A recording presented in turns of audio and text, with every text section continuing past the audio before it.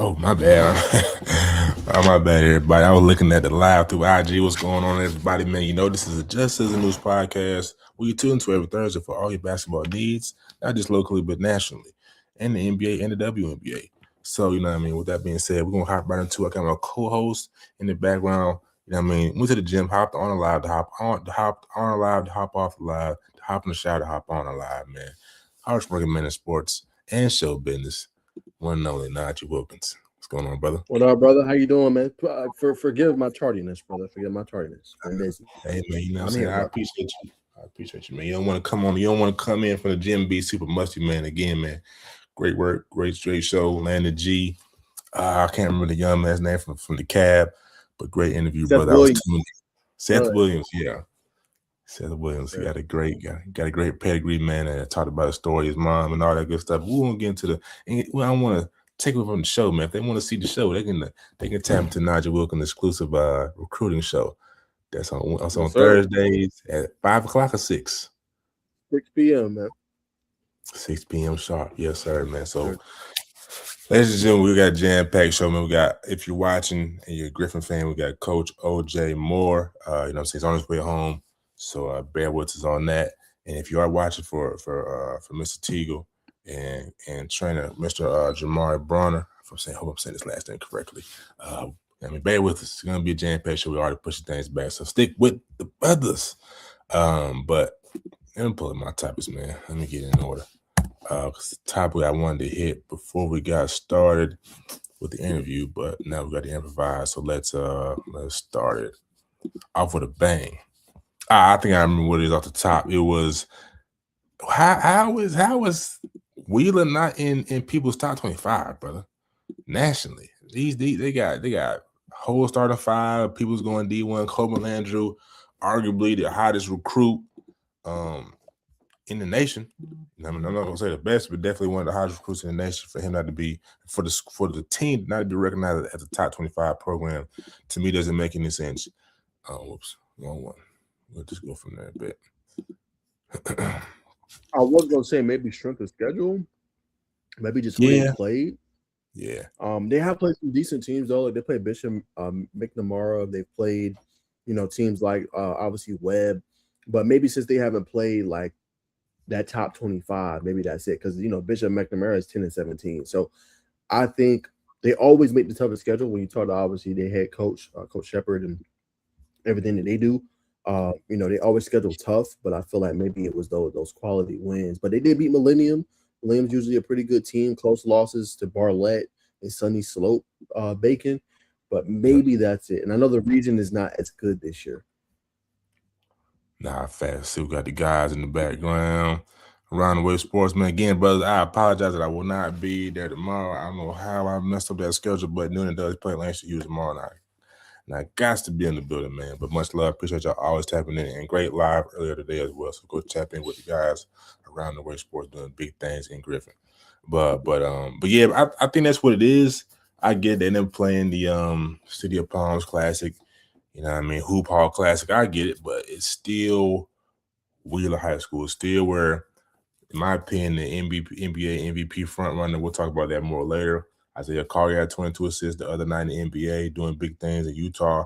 You have to put that program on the top 25 list. But I get your point, man. But just to go through the top 25 for people, you got Prolific Prep, obviously, Nasir Anderson, Caleb Holt, and the other young man who's from Georgia as well. They're going crazy. You got Mount Verre, AZ Compass. We know about AZ Compass. Spire Academy. That's where what head coach was that? Mount Verre. Say it again. No, I said that's Ohio. Spire. Ohio, yeah. Postgrad. Mount Verre's old head coach is at Spire now. First year. Doing big things. I know that. Okay. Who we at? Dynamic Prep, Link Academy, Wasatch Academy, Paul the Sixth, Bella Vista. They're doing big things. That's where Paul also Yumayori. That's where what's the big for Tech right now? Freshman going crazy. Moses Muhammad Sela. That's where he went to high school at. Academy. Southeastern Prep, Archbishop. Ooh, boy, these names. But Principia, Sierra Canyon, Bronny, Ambrice, Lula Mary, Barlett, Sunny, you know what I mean? Columbus, Faith Academy, Santa Margarita. That's where Georgia Tech's recent, most recent commit, him and Jalen Wingfield. I can't remember the brother's name right now. IMG Academy. Everybody knows IMG Academy, Seven Lakes, St. John Bosco, and around it out at the bottom, who you talked about, Millennium top 25. So, I mean, that's They did another. beat them. They did beat them. They tripping. Okay. That's what I'm saying. I'm gonna give you that. You know what I'm saying? I'm gonna give you that. You know what I'm saying? And you're right. They got 10 state championships, 2 players in the league, Isaiah Collier, and then Jalen Brown. So I'm not gonna sit here and disagree. And I think they might have another one in Coben Landry, depending on how his season goes. Definitely. You know, just saying next year. That's if he wants to go early or not. You know what I'm saying? Oh yeah. Do you think he can be a one and done? I think he can. I do. I would think so. I mean, he's going with an elite head coach. Facts. Yeah. Gary Hurley's elite, bro. Yeah. Is he the same level of talent of Stephon Castle, who shot 40, 12, and 12? Maybe not, but he's not that far below. Yeah, not that far below. You know what I mean? Definitely a double guy. Yeah. I agree, man. You got Jaron Salisbury on that team. Kevin Savage is on that team. If I didn't already name the guys, man, they're gonna be a shoo-in to win state this year. Man, I mean, to me, it's a mistake, man. But that's the political side of the basketball world again, though, brother. Shout out to what's his name? I can't remember. Paul Benacardi. Shout out to Mr. Benacardi, man. We respect you. Got an opportunity to meet him a couple years back at Rock Hill, South Carolina. Man, super humble man told me, he said, got Coach OJ in the background. I'm gonna add him here in just a second. So I told me, like, you know what, man? You know what? I think he called me by my first name. He was like, you know what, man? I think Coach get ready to turn this to his computer, actually. So give us 1 second on Coach. He's like, you know what, man? I was a coach, and I realized that maybe I want to do something else. So how did this guy? So he said, maybe some things you're doing early on is not what you're going to be doing later on in life. You know what I mean? So wise word from Paul Benacardi, depending on what you believe about that. But I think we got Coach O in the background ready to rock and roll. So, man, we're going to bring on the man, the myth, the legend, the man of the hour. What's going on, Coach? Got your mic muted, Coach. Hit that mic button. I got you. My fault. I hit it by mistake. How you doing, brother? I'm good. How about you, sir? Yes, sir. How you doing? I'm doing. I'm getting there. Smooth ride home, I'm assuming. Yeah, I'm not that far from school. Like 5 minutes. When you're in Griffin, you're in the country, brother. I know the other day you talking, we got livestock in the back. You doing it big, man? Good tax write-off.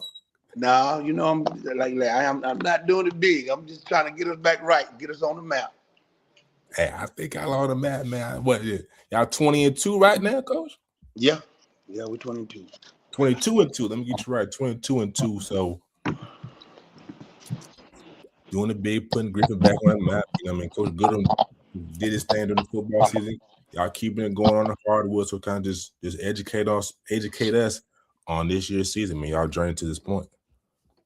Well, it kind of started with Goodrum. He came in and changed the culture a little bit around there. A young guy. I'm a lot older than he is. My kids are his kids. They're his age. But I try to relate to the kids and set some standards about 4 years ago, and we just kind of had a plan of how we were going to work this thing out and get it to the place where it is now. I do a lot of old school stuff that a lot of kids can't handle, so I run off the ones that don't love the game. So if you don't love it, you can't play for me. Yeah. Love it. So, what you just bring a man, run the first couple of weeks, just run them. We ain't touching no ball, like Coach Carter type of thing. We run all the time. We run every day. we didn't touch a ball for about 3 months. Hey, 3 months? Yes, sir. They had to run. Well, I'll give you a little scenario. And when the season's over, my goal is to finish out with the trophy in my hand. 2 weeks after that, we'll start back working. I give them 2 weeks. I give them a week off. After the season, sometimes two, and then we'll start getting ready for summer. I'll run them, but they run when the school start. The week of school, the first week, I let them have the first week, and they run a mile. They have to run a mile. They have to get their time below 7. Mm. If you don't make it below 7, you don't dress, you don't play, you don't even touch the ball to work out. The first couple of like the first month or two, we don't touch a ball. We just run, we lift weights, condition. So most of my guys run them a mile in like 5:45. Then we'll start off running 100s. We'll work all the way with 100s, 180, 160, 140, 120. Then we do slides, and then we got a hill that we run. We had to run it consistently. You had to sprint up it, sprint across. We do that for 5 minutes, and then we get up to about 4 100s, 480s, 460s, four. We get up to that, and we do that every day, nonstop. And then we come in the gym and we do work in the gym, and they still have to lift weights. Uh, and then when the season progresses, I kind of start as we start getting closer to the season. I know who want to be on my team. So if you make it through all that, you've made my team. Nah, absolutely. I think that's key. I think we need to see a lot more that comes back coming back. It just gets you in shape. You know what I mean? It makes you resilient as the season goes down the stretch. But Mhm. outside of great conditioning, man, what makes this team the best team in 4A? Uh, with your family. I haven't recruited one of those kids. Those kids are homegrown. They came through the program, through the middle school program, and they came to me. I've had people trying to steal my kids, my point Hmm. guard especially. They've tried to steal my best players, but they've all been loyal and stayed. They know that I love them. It's bigger than basketball for me and them. They know I'm gonna teach them the right way to play. They're gonna when they leave me, they'll be college ready. I'm not just talking about athletically, but academically. They all 3.0 or better GPAs on my team. You can't play for me with a C. Hmm. That's big. So where did you kind of get your coaching values from, and who instilled those values into you? Well, I don't, y'all guys are kind of younger than me, so I don't know if you know a guy by the name of Al Outlaw, and then another guy was Wilbert Jones. He was one of 7 brothers, the Jones brothers that went to Albany State. They from Arkansas, and those guys instilled it in me. I grew up. I grew. My dad is from here. My mom is from Atlanta. She went to Washington High. My dad grew up and he went to Fairmont High, one of the black school here in Griffin. It's no longer. It don't exist anymore. But my parents divorced and I moved to College Park, and I picked up a basketball at Burdette Gym. And Al Outlaw was there, and Will Jones, and that's where I got my Outlaw was an ex-military drill sergeant, and so that's why I got most of my tutelage. He would tell us that we can stay out at the gym, and the only way I could stay at the gym if we cleaned it up, cleaned the bathroom, and he would put us on the back of his pickup truck. Nobody could sit. Nobody could sit in the inside of the truck, and he would ride us on the back of the truck, uh, without any even in the wintertime, he was trying to break us to see who really cared and loved the game. 100%. I like that. So again, coach, like, what do you feel like it does for the players, other than just preparing them for college? Man, what do you feel like, you know what I'm saying, those things do for them, just for the mentality in life? Well, I think it's a lot of little things that I do. It like your parents can't call me and tell me you're gonna miss practice. I'm trying to teach them how to be young men.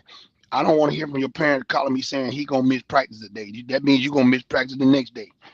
That's your responsibility. Just the freshmen, they have to get water and carry the bags. So we have a little seniority thing that go to seniors don't do anything. My seniors don't lead the team. It's my junior class that lead the team. Seniors they own that just to enjoy their last year. Um, Being on time in class, sitting in the front of the class, you keeping your brothers from doing something stupid, being accountable, not only in the building, but at home. I do talk to the parents about stuff. This if something going on, but I hadn't had that problem with this group this year. In my first couple of years, maybe yeah, but once they realize that I'm consistent, I don't have those issues. But the kids, they love what they do. We love being around each other. They're my little brothers. That's how I treat them. I tell them I'm no bigger than they are. I'm learning the game just like they are. Because they see it from a different eye than I see it. So I have to be respectful of how they see things, so that I can understand what they see and try to incorporate what I have in my head into something that they can understand. So that's why we're so successful. We play defense. That's the first thing. You can't play defense with me. You can't play. If you ever see me play, I mean, we play kind of like OKC, kind of like Houston, and that's the way I was taught. We play hard defense. We're gonna be up in you. I'm gonna bring 10, 11 guys at you. I don't. We coming at you. Nah, fascinating. So y'all getting that on the offensive side of the ball as well. I know defense is a high priority. You have to play defense to be competitive in this age in basketball. Probably all stages of basketball, but specifically your top three scores per match spread. Obviously, everybody knows Bubba Sullivan, Damari Mhm. Bailey, and Jordan Mays, all averaging north of eight points per game. Man, what would you say about those young men? Just having a big footprint on this team this year. Well, Jordan got he's playing football, so he kind of stepped away from it. So we got a junior, Jace Touchstone. He's about 6'5". He's stepped up into that spot. But Damari is a quiet leader. He's not the vocal leader. That you expect a point guard to be. He's very quiet. He leads by example. Can do everything. The only thing that I tell him that we need to get tightened before he leaves is jump shot being more consistent, a little bit more range. He puts up about 500 to 600 jump shots a day. His free throw percentage can go up, which he works on that. He's very skilled. Bubba is a his upside is unbelievable. He has a God-given ability that you just have to see it for yourself. He's just a gifted young man. They both have great personality. Both like to work.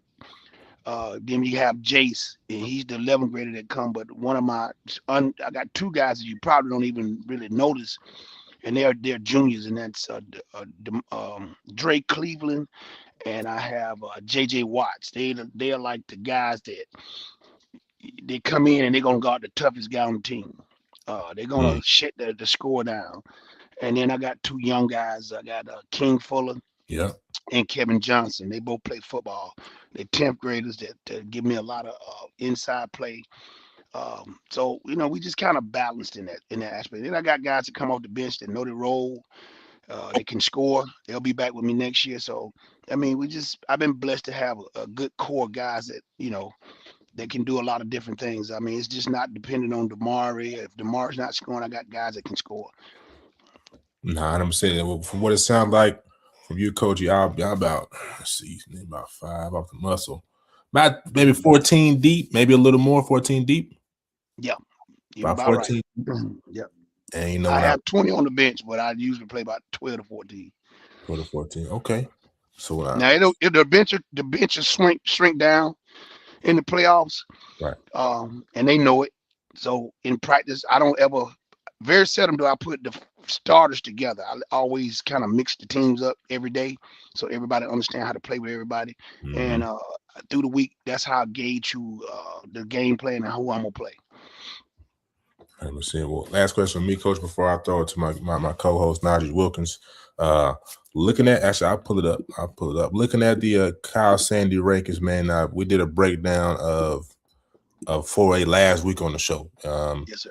This is an older one. I don't think Jonesboro's no longer in the top 10. I may be wrong. That's a very good team, though they're missing that John Tavius Wyman and Cortez. That's just a different team to me. We'll see if they continue to go.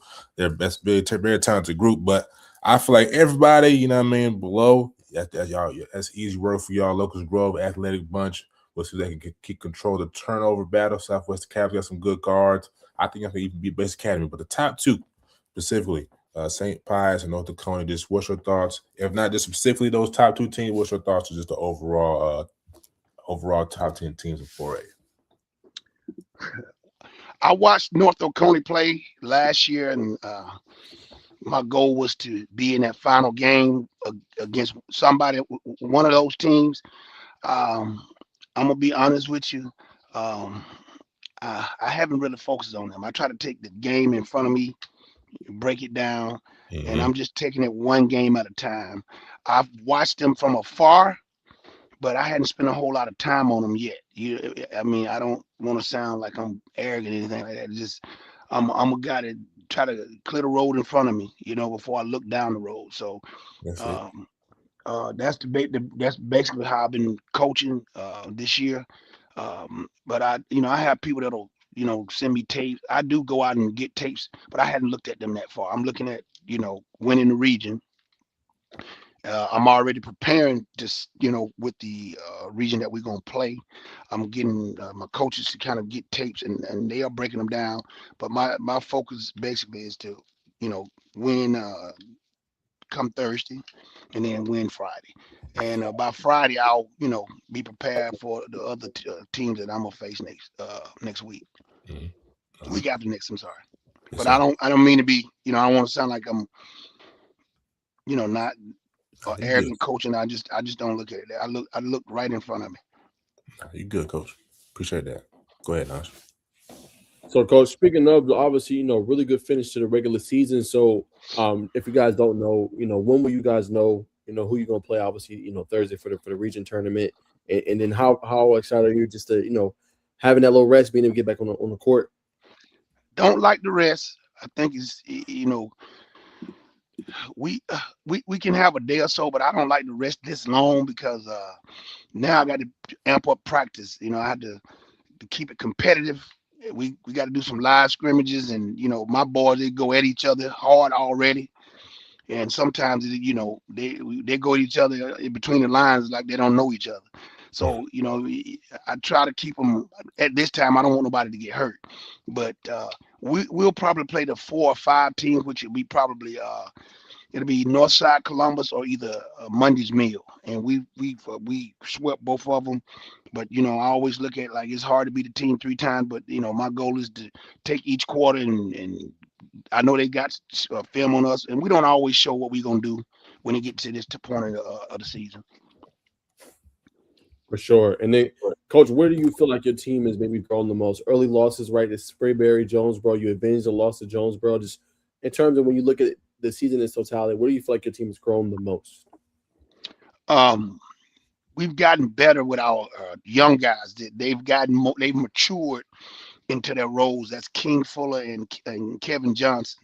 And they've matured into their roles. And then we've cut down on a lot of our turnover. When we played Jonesboro, we turned the ball over quite a bit. Um, we turned it over 23 times. We missed about 14 layups, and we were 5 for 11 from the free throw line. So we lose by 2. I mean, I went in the locker room and told them, we can't turn the ball over like that. They knew it. So we knew when they were coming to us, my boys, I didn't have to do any motivational speech. I just, told them what we need to do. Now against Sprayberry, we had just played at State Farm Arena the night before. We played like 3 or 4 games in a row, and so they were kind of tired, and they kind of jumped on us. They were very disciplined, and it was hard for us to kind of, it was early in the season, so we were trying to figure everybody out. Our young boys wasn't there. Um, I think we were coming. A lot of us was getting over the flu, so it caught us at a good time. I'm not trying to make excuses. They were a good team. They're very disciplined, but I'm glad that we got those games out the way early, not now, because we had something to go off of. Sometimes when you just win, it's hard to rein young people in and let them understand that you still got some stuff you can get better at. So losing helped us to see some things that we need to work on. Exactly, Coach. And then I want to ask you, I thought you brought up some great points of how you just instilled this culture, when you started different things you asked your players. My question to you, with the generation, obviously I'm now have young kids, how do you resonate with them? I know it might not be the easiest, a little bit more difficult to get it, to see the smile coming up, but like, how do you resonate with these boys and get them locked in always? We talk. I talk to them about stuff. I cook a lot in my office. My office is almost like an apartment. So I bring them Oh, in. We wow. we cook. We eat together. I take sometimes I take them home. Parents call me, because a lot of my boys don't have their fathers around. Damari does. I mean, so I'm trying to think whose father is it. And KJ's and King, but the rest of them, I'm more of a big brother father figure. even though I'm older, I kind of relate to them. You know, my son, he played at Griffin. Both of my boys played at Griffin. One of them played in the NFL, and then I played pro ball, so they understand. Like I'm very, I would say, young in the spirit, but old in age. But they know that they can relate to me. I talk to them about life, so that kind of helps. You know, I listen to the same music they listen to. You know, I don't try to make them feel like I'm a I'm up here and they down there. We all on the same level. I'm still learning. I'm on this earth. I'm still a young guy, spiritually. So they teach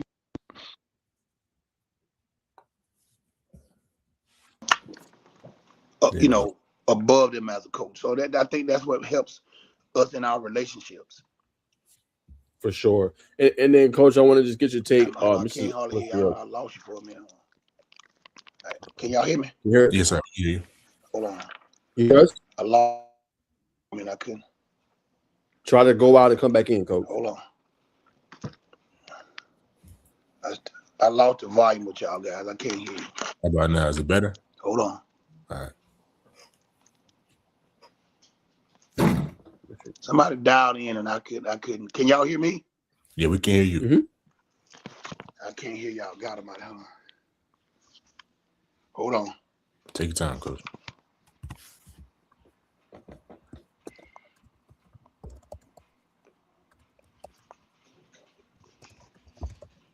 If you can in the chat, but if you could text and just tell them like try to leave and come back. All right. I got you. While coach is getting that situation, I'm gonna text him and let him know, coach. Let him know. Try to leave. Yeah, he just did it. Hey, come back. Let's say log out. Come back. Log. Boom. All right. Save time. Can Yes, y'all hear me sir. now? Okay, Yes, sir. sorry about that. All good. No worries, Coach. So I want to ask you just like a well-rounded question, Coach. Just obviously seen the landscape change with college basketball, the recruiting things. Just how are you best, just positioning your players so they can just play at the next level wherever that is? How have you just been able to do that, Coach, with just the ever-changing, evolving landscape of college hoops? Well, knowing that most Division I schools are not getting a whole lot of high school kids. Probably about between 1% and 5% of your high school players are getting recruited. If it's not 6'10", 7 foot, 6'8", and skill, you know, your kid going to a Division I school is like far off. I think, honestly, I think that could be a mistake. It's almost like a trend with these Division I schools. Everybody can't get the best of the best. I think these mid majors are making a big mistake. I think they should be looking at some of the best high school kids, especially in the state of Georgia, especially some of these schools that are around here. And I don't want to mention their names, but what they're doing is trying to mimic some of these big schools who have big budgets and a lot of good alumni groups around to help support them with these NIL deals. So what I did was I'm gonna use Damari and Bubba for example. They're my seniors. My main thing is to focus on getting them somewhere they can continue to develop. So Damari's going to he's signed with Mississippi Gulf Coast, but Gardner Webb is still kind of they got that mindset. Hey, you know we looking, but blah blah blah. I'm like, hey man, listen, y'all losing. You 4-20. If you to me you might want to start building your program with some young cats that's going to be with you for two years. But Yeah. I'm not a Division I coach. I think that you should build with some young cats and go out and get some guys that can fill in, because some guys that you going and get, they're not going to stay long if they're successful. But if you got a core group young guys growing, you can do something with it. So I send my guys to some good junior colleges. I sit down and I coach them as if they were in college, because I understand the game from all levels. So I don't coach them like they're in high school. So a lot of my plays that I run, they'll read action plays. They have to read the defense. They have to understand defense. And so when they go to college, a lot of them are college ready. They can play on any level. If their skill set, mentally they're tough, they can play on the Division I level. But you know, I prepare them that way. We have skull sessions where we sit in the classroom and we talk the game. We break film down, so they know how to break film down. They know what defense. They know all this, the things that is not being taught a lot now. we just throwing kids in the game, and we expect them to understand how to play. That's why a lot of our European players are a lot more skilled than our players. So I teach my kids how to play the game. Like I had today, I was teaching how to peel open to the ball.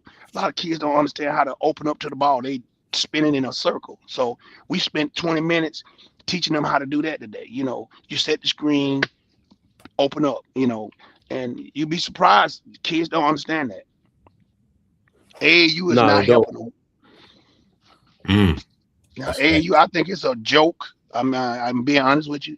I think we're hurting our kids more than anything.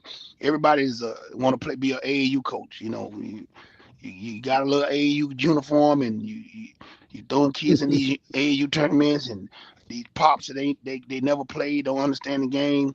They go and get these kids, and they just throw the ball out there, and they don't know nothing. So I try to keep my boys on teams like most of my boys play for Team Forest.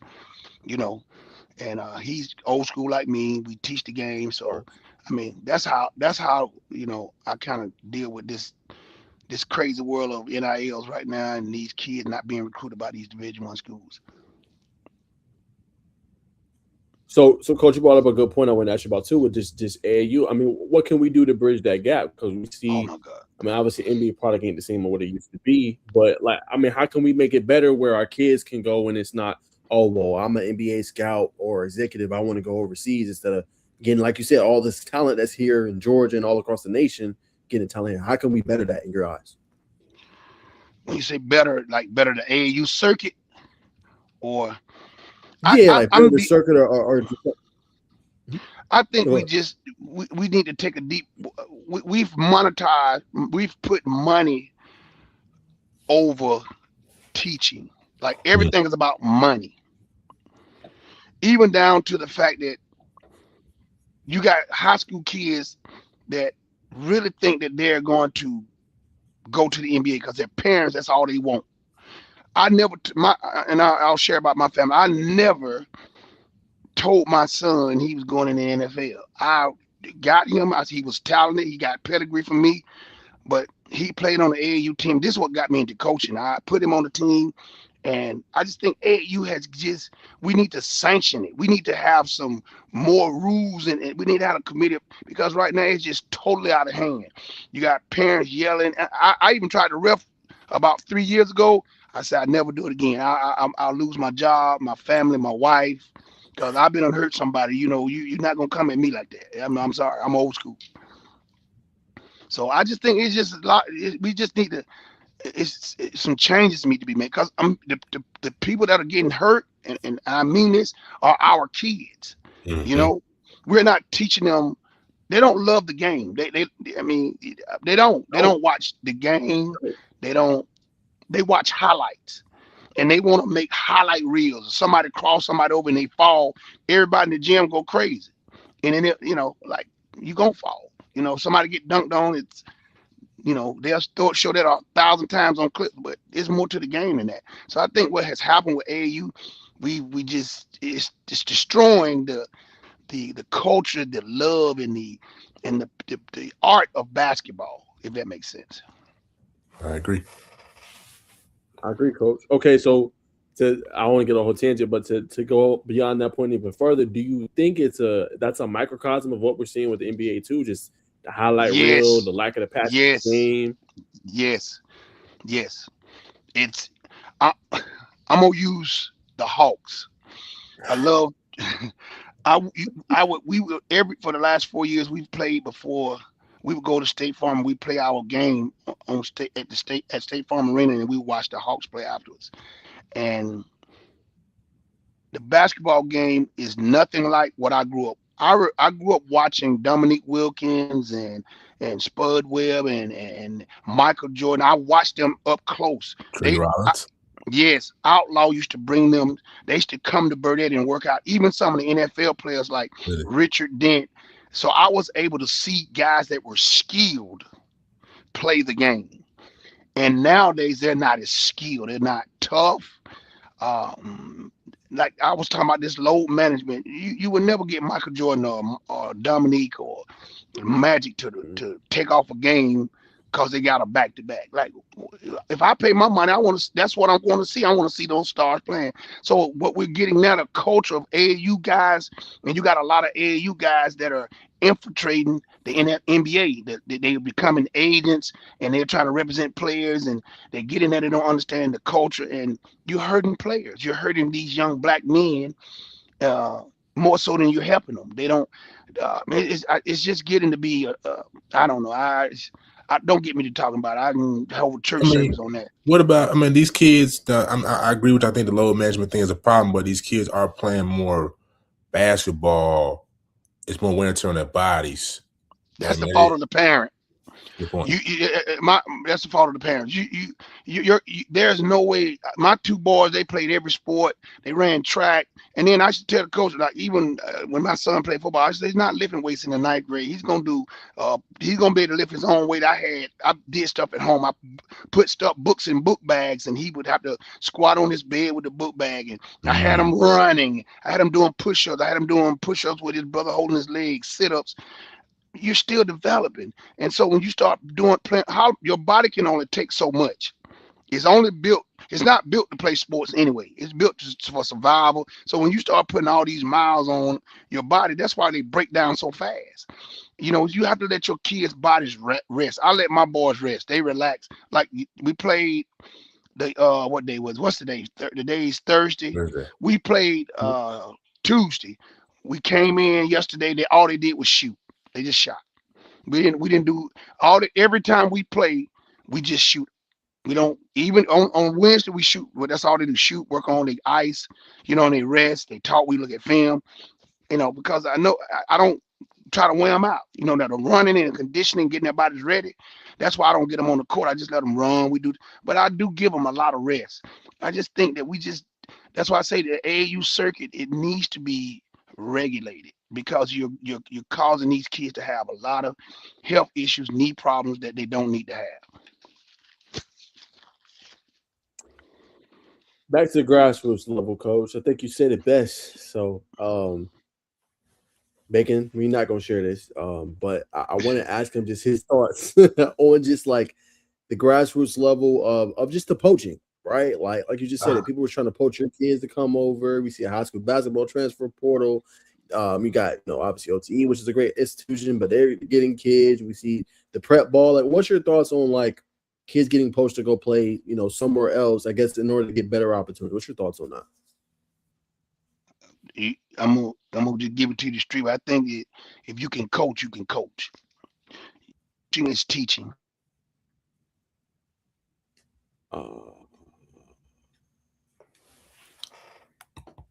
Teach is teaching. We'll come back to that point. Teach is teaching. We got a comment here, Around the Way Sports, man, locked in on the YouTube. Around the Way Sports is going to be in Griffin for the state playoffs, 100%. That's where they be at, man. Tap in with Around the Way Sports. Appreciate you brothers for tuning in. All the guys, our tree, y'all. Yes, sir. Nah, but Coach hitting the nail on the head, man. Hitting the nail on the head. I really like what he said about just the book bag squats on the bed. That's slept on workout right there, man. Because the bed, come on, man, Coach. That's why you got to have a good mix of the old school and the new school. But new school's got the obviously they got the more miles to kind of run a little longer, and they got the attitude of, I don't care. I'm gonna do this. I don't care what nobody else says, but you got to have that back end wisdom of the older generations. Going, hey, son, you know what I mean? This is what's going on. They've been doing this, or this. I've seen this scenario been played out 20 times. This is how I would do it if I was in your position. And then old and new come together. Man, you're running. If somebody running 100 miles an hour, you run 200 miles an hour because you know where to duck, dodge, how to hop over the hurdle. But that's my 10 cents. I got one more, fam. Naj tomorrow finna be fun. No doubt, man. No doubt about it. That low mock job will be a lot of fun. I'm watching. 100%, man. Let me text Coach and make sure everything's good. It's gonna be dope to see what happens, man. Take your time.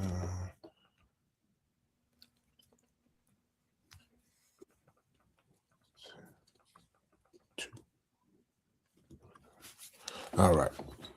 That's why we wait, man. We appreciate all the love. We'll see. We got Griffin Boys Basketball IG. How you feel about Carr? We're gonna get into it. We're gonna ask him about Carr if we haven't already talked about Carr. I think he talked about Carr.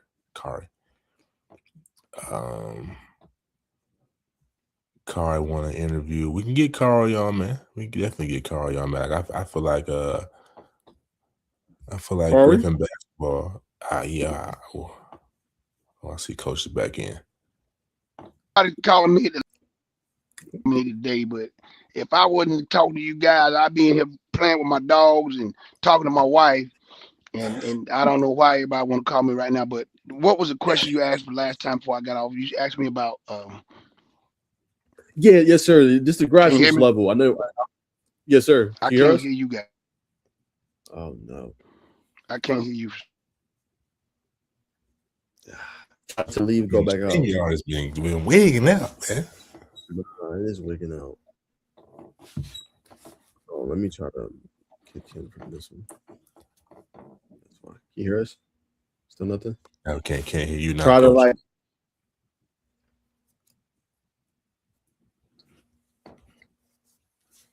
That's why I got a call, man. Yeah. You said call the support line. Call the support line. Call the support line, man. Okay. Paying customers. All right, try them now, big. All right. How about now, Coach?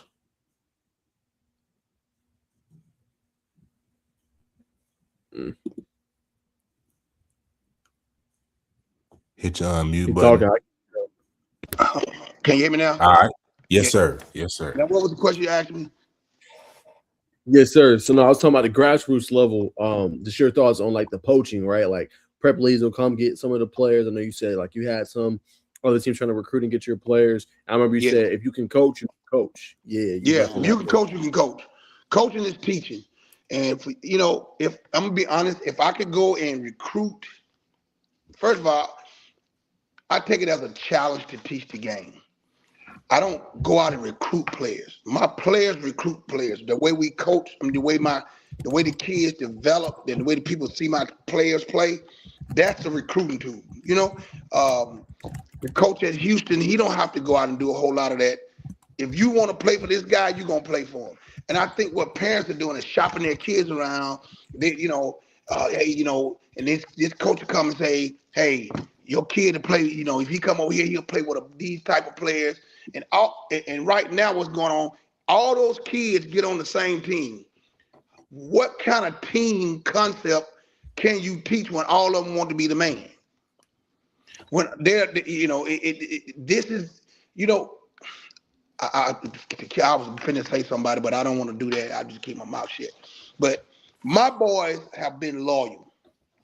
They want to be a part of something special.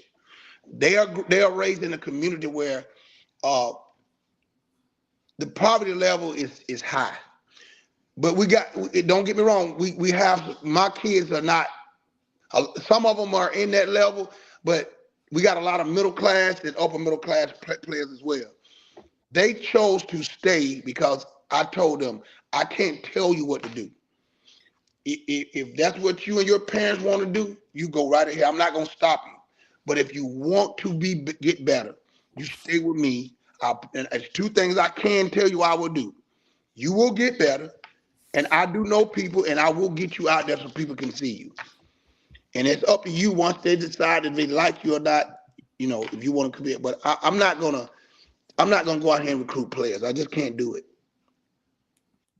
I think it's the worst thing, and we're making these kids think that they, like, how can I say it? I think it's a part of the process. Once something happening on the college level or the NBA level, high school parents and kids think, well, we need to be a part of that. Well, why don't you let your kid develop? It's a lot mentally that he's not getting in. He has to develop mentally. The game, when you start playing on the college, Division I college level, it's like 75 to 80% of it is mental. And if your kid hasn't matured mentally and you throw him with some wolves, the first time he makes a mistake, listen, that coach is not going to lose his job trying to teach your kid how to play. So get him with a good coach that can teach him when he makes a mistake, he can help him correct it. We can sit down and watch film. That's what he do. That's why DeMar is so skilled. We sit down and I break him down. And I tell him, these are the things that you could have done. How can you do that? A lot of coaches don't know how to do that. They don't understand the game like that. They've not played it on a high level, so they'd rather go out and recruit, put a bunch of kids together. And, most likely they're going to have the advantage against a team that's from the country that ain't been, that got a bunch of guys that grew up in the same time. But guess what? You're not going to outplay me. You're not going to out-scheme me. And you give me a little talent, we're going to do some damage. Period. My last question before I throw it back to Bacon, just want to ask you, talk about these kids growing up in the middle school program. So I just want to ask you, you build from within, you develop, you teach, you instruct, you help kids get to where they need to be. So tell me about the feeder program and that communication with the coaching staff down there and how you guys just develop them to come through. Well, the middle school, I'm here in the middle school program. I'm just starting to forming a relationship with the middle school coaches because, again, egos, hey, you got the coach on the other side of town coming in and telling the kids they're going to start for him when they come there. And, they're doing well, too. He's doing a good job over there, but I started to tell them, I said, hey, man, I want you to be able to come over here, sit on my bench, ask questions, we share information, and we have a clinic. We come over there, and I'll let my boys run a clinic with me and you sitting on the side so they can learn, the system. The system is very simple. And so I got the coach at Carver Road, he's on board. The coach at Cowan is starting to get on board. So this will be after this season, it'll be more, they're doing the same thing. I have to do a lot of breaking. I got good coaches that when they come over in the ninth grade, we start working with them with fundamentals. We don't even worry about play. We just work on the fundamental part of the game. And that's how we built. I started with a ninth grade group, kept them together, and it's kept going. So the group behind them been together, and the group behind them been together. So I try to keep the same group of kids together and just work them in. That's why I have so many sitting on the bench. So there's different classes of the kids. 100% well said, Coach. Wish we had more time with you, Coach. I'm gonna get you a couple more questions, Okay. and we'll get you out of here. You know what I'm saying? And we'll plan to see you, because we know we see you down in certain state playoffs. We'll plan to see you down the road in person, but we'd love to get you back on again. But what would it mean, not just you, Coach Moore, but what would it mean to the city of Griffin for y'all to go to state and bring back that championship trophy? It would do something to this city that hasn't been done in years. It would bring us together. I don't know if you were at the game at Jonesboro. That was the biggest crowd we've had in over 20 years. It was chaotic. I don't think we were prepared for it. I was sitting in my office and I hear people beating on the door, snatching the door open in the back, wanting to get in. We probably had, our gym holds about 3,000 people. We probably had 3,500 people in that gym. And we probably had another 1,000 on the outside trying to get in. Sheesh. Yes. It would do so much for our community. That's what I pray for. I pray that we do something so special with this group of kids that they can, first of all, see some young black men that were raised here, went through the system, the park and rec, stayed together, worked hard together. A coach that's from here whose parents left, divorced, and came back, put back in the community, and we put something together with the help of let me say this, none of this is possible without the creator above. He has guided me through my meditations and my prayers and all the support of people that you don't see. So it would do so much to this community, because these kids are God-fearing young men, that they see these young men do something successful on the court, because they're very successful in the classroom. That's my prayer, that we reach that pinnacle of success. It's all in the hands of, I always say, all things are possible who believe in something more than themselves. I believe that God has his hand on this group of boys. We pray that, we ask him to do his will in our lives, and we riding on faith. We got a higher power that's pushing us. Hey man, I can't ask no question to overtop that, Coach. So, you know what I'm saying, we'll see you down the road. We appreciate you for coming on, Coach. and blessings and blessings to y'all success ahead of y'all. So thanks again. And I want to say, man, I really appreciate you reaching out to me. You young brothers, you keep doing what you're doing. You're doing a lot, pushing basketball in the state, man. And anything I can do to help you guys, I'm all for it. I'm not just a basketball coach, man. I love to see my young brothers trying to do something like you guys are doing, and we need more of that, man. So thank you for even considering me. I mean that humbly, but thank you so much for even picking me to come on and talk. Absolutely. We got one more for you. We got a comment. It said, ask you about the scenes, Coach. So I know you talked about them earlier in the show, but just say something about the scenes for the viewers. I have 7 seniors, but I have 3 of them that are significant. They play a lot. I'll name them. Damari Bailey, he's going to Gulf Coast, Mississippi Gulf Coast community. Bubba Sullivan, he's right now in flux. I have Chemo Spear, Kamorian Brown. He's going to Reinhardt. I think it's Reinhardt in football. I have Jordan Mays. He's going in football. I have Amani Allen. He's been accepted in 4 colleges in the state. He's a 4.0 student. I got Demarion Watts. He's been accepted. He's a little point guard. He's been working on getting accepted. He got accepted in 3 colleges. Who was I? I'm missing somebody.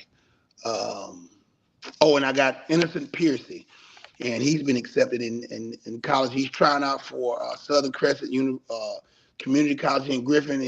He's going to probably make the team. So all of my seniors are going to go to college, either academically or they'll get a scholarship. Did you talk about Kari? Makari Rainey, he's not a senior. Okay, we had a question about Kari. Said something about Kari, so I can't. Oh yeah. I'm glad you asked me about Kari. Kari is my motor. Okay. You'll see Kari blossom even more when the seniors leave. But Kari is the guy he's the glue. He's gonna come in. He's gonna give me points. He's gonna play hard defense. He's a kid that we don't do what we do without him. So that's my boy. And he's been with me for 2 years. It took a little adjustment, but Kari is that guy. He's got the green light to do whatever he wants. I told him I live with it. He's a scorer. So I don't ask him to do nothing but score and play defense. Thank you. I appreciate you for asking me about Kari because I didn't want to leave him out. I mean, we just got a group of kids that are good. They're good kids, and Kari is one of them. He's got a 3.0 in GPA. He's going to go to college. I'm teaching him. He's going to eventually transition to being a point guard, but right now, I need his scoring. 100%, man. Coach, like I said, we appreciate you of coming on the show. The kids, I can already tell when the kids they're gonna bum rush you tomorrow, man. Because we had a lot of activity in the comments. Oh yeah,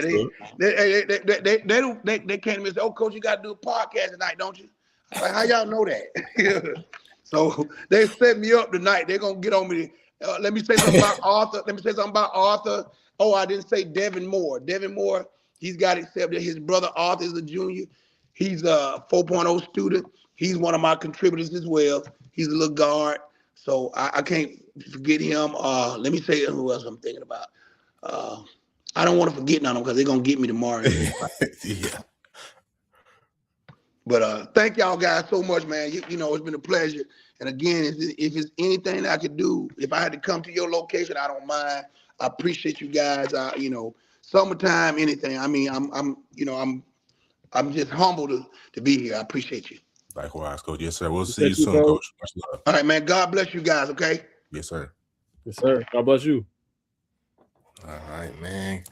That right there is Coach Moore, one of a kind, man. High energy, high vibrational guy, man. We love Coach Moore, man. Appreciate all the Griffin viewers for tuning in. Don't go nowhere, man, because we've got a special. If you know what I'm saying, if you got a daughter, man, if you got a friend that needs some exposure in college basketball to get to college, you know what I mean? We'll get ready to talk about the showcase. That's going to streamline that process and make it easier for you. So I think second guest is ready in the background. You've already seen him. You may have heard his name. Derek Tiggle, man, the male to play, a man that's the host, the founder of the Georgia Elite Showcase that's coming to a city near you. So here we go. Man, myth, legend. How you doing today, sir? I think you can be muted. You're muted.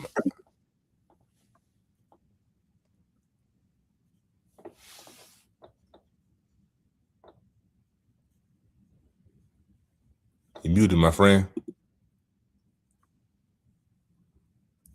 Just give him a second, man. But while he gets, let me text him, man. They doing it.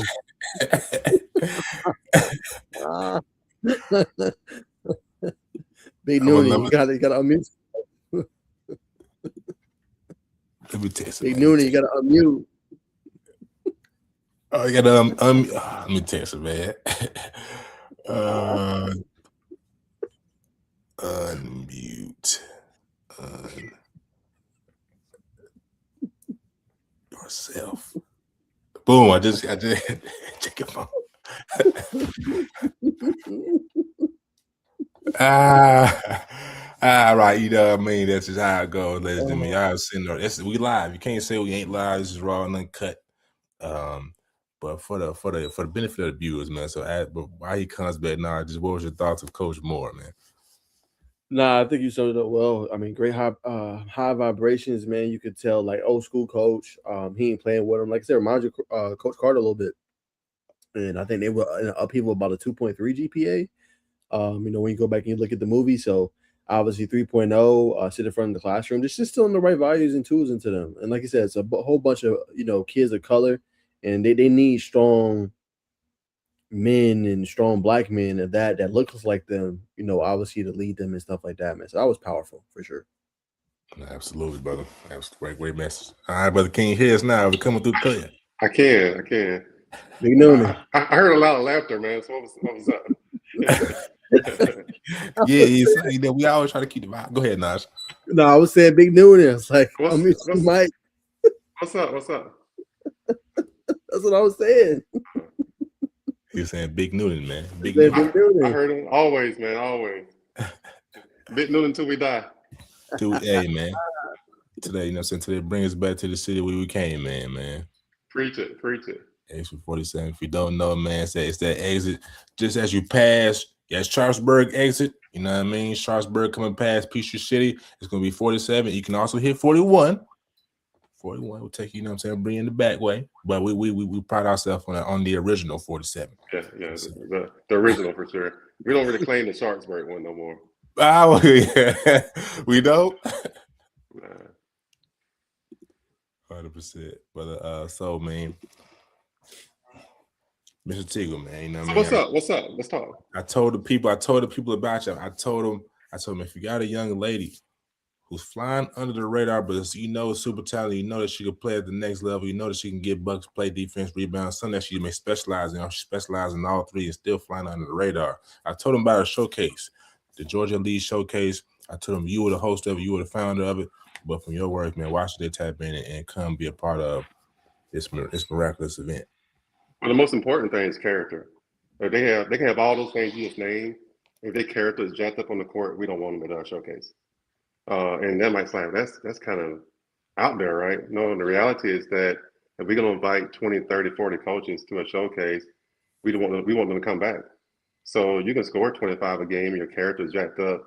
We do not want you at our showcase. Why? Because once again, if I'm a class of 2026 and your character is jacked up, and I invite, let's say, a college coach from Virginia Union down to Georgia to come watch, and she's recruiting you, and you find out, well, I just drove 8 hours for this, more than likely that coach's not going to come back to next year's showcase. So everything is built off character. I went to a game, Harris County versus Griffin, a couple nights ago, and I saw some students from Griffin. Speaking of Griffin, I know Griffin coach was just on the boys coach. I saw two kids that had ability, but what got me was their character. Reason why it sold me because they was losing and the character did not change. So it doesn't matter if you score 25 and give me 12 rebounds and your character is jacked up. We don't want you in our showcase. So once again, it's a bigger picture. Not that we don't want you. We just don't want you in the showcase representing us. Because one of the things we pride in our showcase is that it's a true invite only. You can't invite yourself. There are some other things if you want to go to, you can invite yourself. This is not one. And also our numbers is 60 total. Once we reach our 60 total point where someone has registered and you start the payment process, we're done with our showcase. Well, coach, I got a girl now, man. She been wanting to do your showcase. Is it too late? We at 61, it's too late. It's 60 girls that we invite 20 per game, 10 versus 10. And the plan of it is have real exposure. You don't have real exposure. You got 200 kids at a camp or a showcase. Real exposure is that the college coaches compared to the kids equal like 1-to-1. And what I mean by that, at our March showcase last year, we had a total of 23 college coaches in the building. At 23 college coaches in the building, it's only 20 girls in the court. That's real exposure. That's why our showcase is different. I don't knock anybody else or what they do. I just feel like if you got 23 college coaches and you got 20 girls in the court, that's what you probably drive all across the country looking for, and you can find in your backyard. So that's why it's different. Sometimes you got to pop it, brother. I like that. So why, you've already kind of touched on it again, but forgive me if I'm asking the same question, but why is it so important for have a high standard to have, be a good character, have good attitude around, not just at this tournament, but anywhere when you're trying to go to the next level? So one of the things that the students and parents and their high school coaches can get is a thing called next level Zoom calls. So on it to our showcase, we start the 28th of February. These young ladies, parents, and their high school coaches can get on Zoom calls talking to college coaches. Most of these coaches are going to be at the showcase, whether in person or through live stream. So, and one of the questions that that's a lot, like what is the red flags when it comes to recruiting? Usually character. What you do on the court, what you do off the court, you fussing at your mom, you fussing at the referee, you're talking back to the high school coach. So what college coach want that? So these girls and their parents, and say it the right way, these young ladies and their parents hear that on the front end. That your character jacked up, like who want that? So reason why I keep reiterating that is that if it matters to the college coaches on the Zoom calls, you're gonna probably matter to the college coaches when they see you in person, where it's the AAU, where it's a showcase, or where it's your high school. So just knowing that that's the main thing, that's why our main thing is not how many points you score. This is not the main thing. There's a girl right now that went to our showcase in August. She averaged 2 points a game. She got a scholarship offer. She averaged 2 points a game, 2, not 22, 2. But she got a scholarship. Why? Because characters matter. There's a girl that came to our showcase. She's in class of 2028. She go to a school that I think they won 3 games this year. She's gonna be a major prospect. She don't average double digits for a high school who only won 2 or 3 games, but she's gonna be a prospect because her character lines up, and she kills the meetings in the Zoom call. She killed it. I only had college coaches told me like, I want to offer her. The coaches told me that when I watch her play, I'm gonna offer her. Whatever she play bad, I'm still gonna offer her because she does the other stuff. And no coach would say I won't say no to a kid to give me a great day of practice, because we know one thing about practice is make you get ready for the games. So my practice gonna be hard, and she's gonna make my practice better. I probably want her on my roster. She probably never start, but she understands her role. So that's why that character thing is major. People are like, well, man, my daughter always in the newspaper. She get a lot of write up. So and so wrote about her. So and so wrote about her. Why nobody offer her? They were her character jacked up. Right. 100%. Also, I want to touch on this. I know you said this is an event. I see Jamani in the background. Jamani, if you're in the background, I'm not seeing your camera on, brother. So as soon as I see that camera come on, we'll add you in. But for you, brother, you said this is an invite only exclusive event. How does someone have an opportunity to get an invite? Just sending you film? How do they go about that? Word of mouth. But most of the girls I find, I just go into a game to see somebody else. Like I went to a Sandy Creek game Saturday, and I saw 3 girls from Whitewater that I want to invite to the showcase. I was going to support one of my students that came to our showcase, Kennedy Muff. Other night, her and Alana played for Harris County, came to our showcase. I went to support, and I saw the girls from Griffin. So usually it's usually look like that. I was at a noon game and saw some girls from Lovejoy that I want to invite to the showcase. So that's kind of how it works, but also word of mouth. Like I get coaches will see me like, well, check out my kids. And usually when I talk to a coach, they tell me about 5, 6, or 7 kids. And one of the questions I always ask coaches, like I talked to the Troup County head coach, Coach Thornton, interested in some of our kids. I was like, well, tell me about their character. Like that was the question. It wasn't about like how many points they scored. Like, don't tell me about their character. I'm talking to a coach from Lafayette, Alabama, same thing. Coach Williams, tell me about the character. I'm talking to Coach Jay from Villa Rica, tell me about their character, because I want to invite 3 of your students. So that part is major for me. And for the ones that I do see, like locally, I already know what the character look like because I'm around them enough. So once again, I always go with that part first. A lot of people want to talk about how many points and all that stuff. Like our biggest thing is character. Because once again, we're gonna invite these coaches to come down from Texas. I talked to a coach today from Mississippi, and they're coming way to Georgia. Like I want them to come back. and come back. So if our numbers, our first year, we had 3 college coaches. And between our March and August showcase, we had a total of 32 college coaches. We want them 32 college coaches to come back. So we want to make sure they have something. So that character thing is real. 100%. I do want one more question. I'm gonna throw it to Naj. I'm gonna text Jamani here in a second. It's your show. You can ask me any question you want to. I appreciate that, brother. I want to ask. It sounds like I'm just asking the question from the viewer perspective. I already know how it busts down. I mean, how it goes. Excuse me. It sounds like it's a southeastern type of focus. Like you said, Harris County. Talk about Fayette. When you said Star Whitewater, you talked about here locally, but for the kids that's either in Warner Robins, for the kids that's on the north side, Sandy Springs, that have high character, how should in Dalton, Forsyth, things like that, Calhoun, how should they try to reach out if they want to be a part of this event? Usually I find a lot of girls on Twitter. I invited 3 students this week, one from Kentucky, one from Tennessee, one from Alabama. I saw that he wasn't being recruited. I saw film and I invited one of them from Tennessee actually going to sign up for the showcase. Last year we had 2 kids from Alabama that came to the showcase. We had one student athlete, Justice Cole, came from Thomasville, Georgia. She killed it in the middle school, the 8th, 9th grade game. And this kid now had like 5 Division I offers. And I learned about her because I was in South Georgia looking at football players. So the key thing is like we want anyone that can play, even though it's named the Georgia Elite Showcase. You're not entitled to Georgia kids or local kids. We had 7 kids last year from DeKalb County in our showcase. 5 kids from DeKalb County this year signed up for the showcase. I was at Tri-Cities about 2 weeks ago and watched Tri-Cities versus Lakeside game, and there's about 3 girls from Tri-Cities that I want and 2 girls from Lakeside that I want. So like it's just word of mouth. I hear usually like parents say, well, I got a couple girls on my daughter travel team that's interested. Like, so we just take a look at it. So that's kind of what it looked like. Great answer, brother. Go ahead and bring in brother Jamani, man. One of the hottest names on the sport. We done see him everywhere on social media, man. So hit that unmute button as you introduce yourself, my friend. He's not one of the hottest. He is the hottest name. He is the hottest. That's facts. That's facts. Much respect on his name. Man, thank y'all for having me on. My name is Jamani Broner. I've been working with Derek for over a few years now. One of my biggest mentors brought me in and really took me under his wings. And man, he's been a big and basically a vital help to me in what I have become when it comes to social media or anything that we do online. So I just want to thank him for what he's done for me while we on this platform as well. Appreciate that. Top dog of the Mud Boys, for those who don't know. 100%. Go ahead, Naj. I don't want to leave you out, brother. I know I'll be chopping up with the idea. I know these guys like the back of my hand, kind of.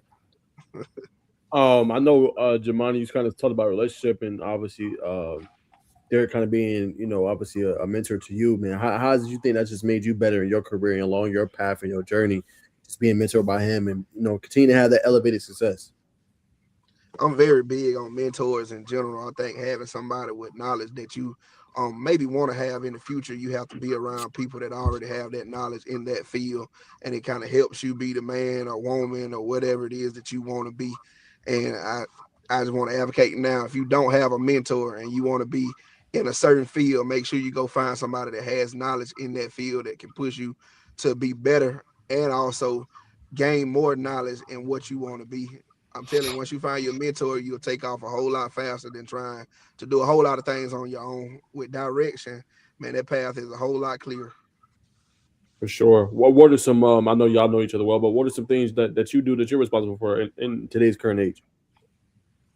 So right now, I'm a personal trainer. I do performance training with kids, which it could be basketball, baseball, man. I work with kids of all sports, and that's what I'm doing right now personally. And with him, he does a lot on my recruitment side, which is taking me to another level. And now people know me for 5-star kids that have Division I offers. And man, that's been very vital to my success.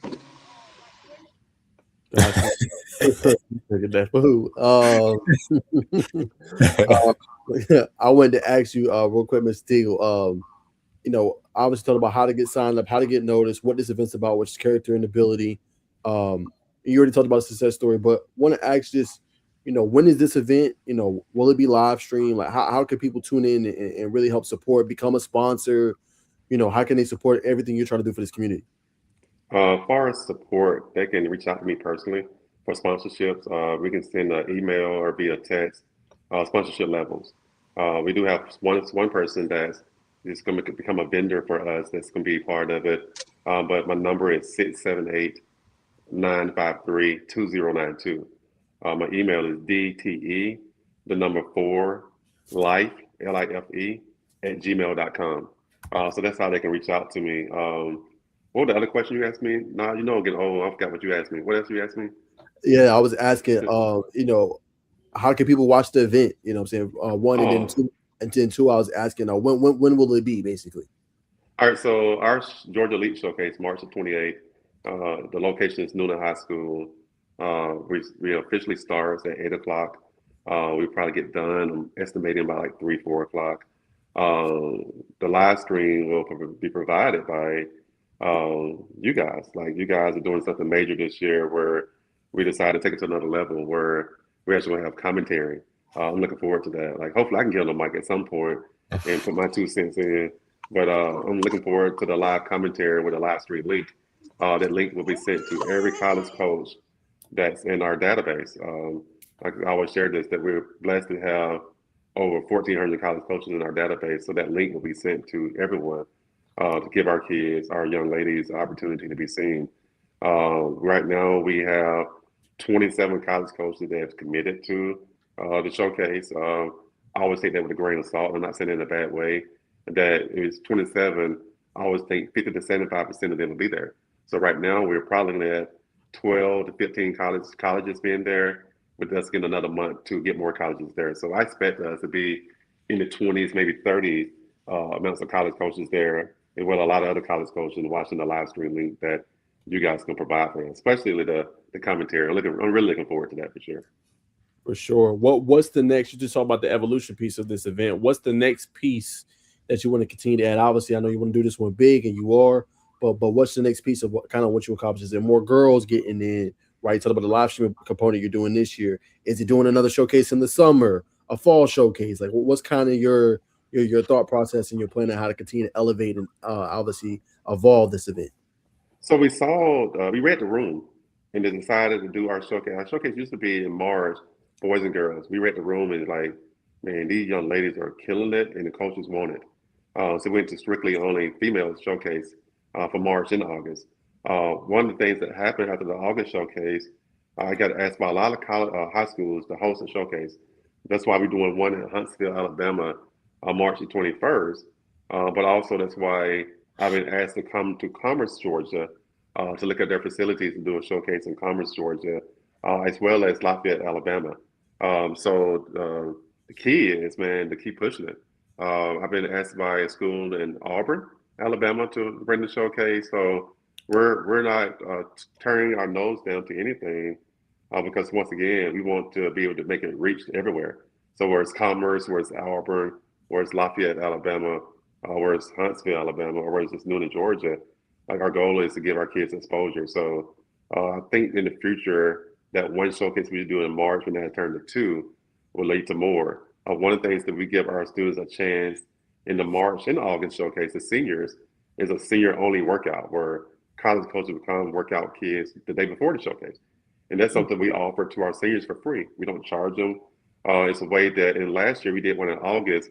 That one night there was 37 scholarships given out one night to our seniors. And one night we did a senior only workout.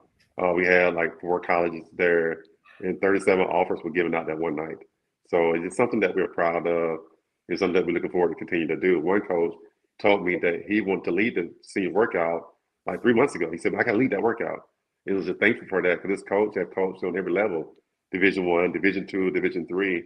So if somebody leads a senior workout, like that's the one you want to lead, because he's seen all levels of it all. So that's the next level thing of it, is that, like, why not do a senior only workout? But it might get to the point where you might do a junior only workout as well, just for those kids to get on the recruiting radar. So definitely open to any ideas. But the way that we expanded from one March showcase to August to now senior workouts for free for our seniors, before the showcase is something we added last year. And then you talked about the predominance of the female being in the event. My next question to you: will we see a boys one come back around? I believe so. You asked me that question 13 months ago. Like, no, man, I got bombarded by young males asking us to do a showcase again, including two today, one from South Georgia, one from, got a request from a kid from Harrison County, from Sleeper Media that wants to do a showcase. So in the past month, I only got, I think it's 37 now, student athletes on the male side that were asking the question why we're not doing a boys showcase. So once again, just to read the room, I believe next year in March, we do the March showcase, we're going to be maybe a 2-day event. It could be boys one day and girls one day. Like that. Okay. My last one, if I throw it back to Bacon. I know obviously mentorship is big in what you do. And I know obviously giving back. You told us your story countless of times. Just mentoring Bacon, obviously mentoring Jamani.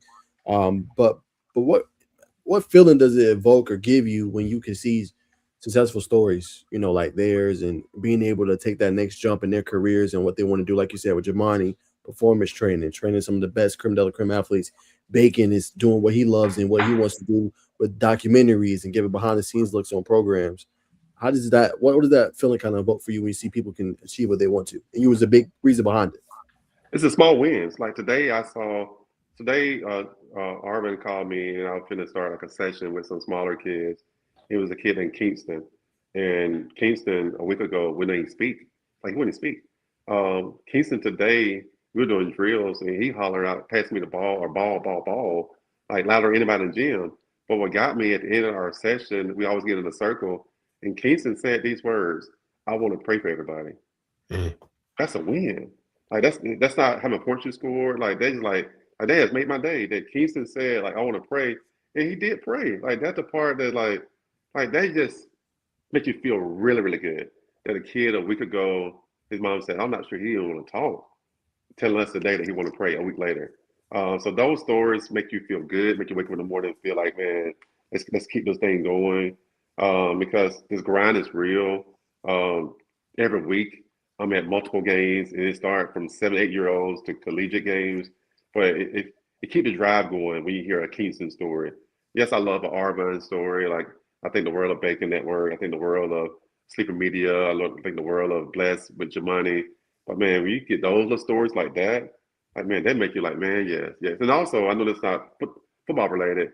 A big props out to Jazz Fernandez. They got the job at Northgate. Like he's one of my E for Life guys from 2008.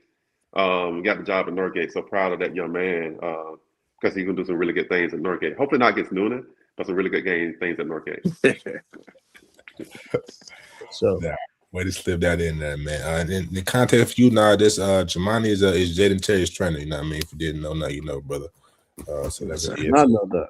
Yes, Okay. sir. So it's a wide web down here on the south side of New York.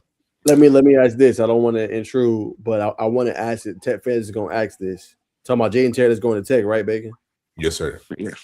What makes him different in your eyes, Jamani, compared to maybe the other ones? Like a lot of fans have been asking about this kid and highly rated. I know we're a basketball podcast, but I know Tech fans will kill me if I don't ask you, especially me covering Tech. What makes him different, you think? Silent grind. A kid that doesn't have to talk about his work. He gonna put work in every single day. He gonna do what asked of him. And with his length, man, his length is totally different than anybody else in the country. Along with how he moves, I can tell you now, you probably never seen a 6'3" kid that moves the way he moves. So I speak on my cousin. My cousin is Brandon Bronner. He played for the Seahawks. He was basically the tallest cornerback in the league at his time when he played for the Seahawks. I see Jaden being one of those type of backs, safeties or corners, playing that position, man, aggressive and can move at 6'3". Yeah, and can I come back on that? Not real fast. I went to a Manchester game. It was his junior year, and I texted Jamani at halftime. I said, man, who is this kid playing corner? I said he might be the best player in the field, and not knocking that game. He was on the field versus a 5-star from Bowden, and I said that kid is the best player in the field. Yeah.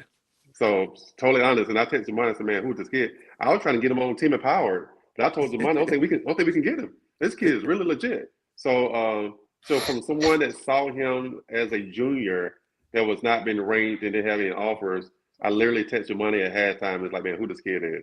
Because this kid is probably the best player in the football field. Wow, that's deep. Wow, appreciate y'all sharing that. No problem. Yeah, man. So I said, I know it's a basketball podcast, but you know what I'm saying? I allow a little football on the basketball podcast when it serves a purpose. You know? Yeah, it's your show, man. Do what you want to do. I want to ask both of y'all, I mean, y'all have an eye for talent, you know what I mean? To me, second to none. But how do y'all develop that eye for talent? Is it just time of just watching athletes, talking to people? How do y'all do it? You can go first, Jemani. Okay, I not only have an eye for talent, I help develop kids.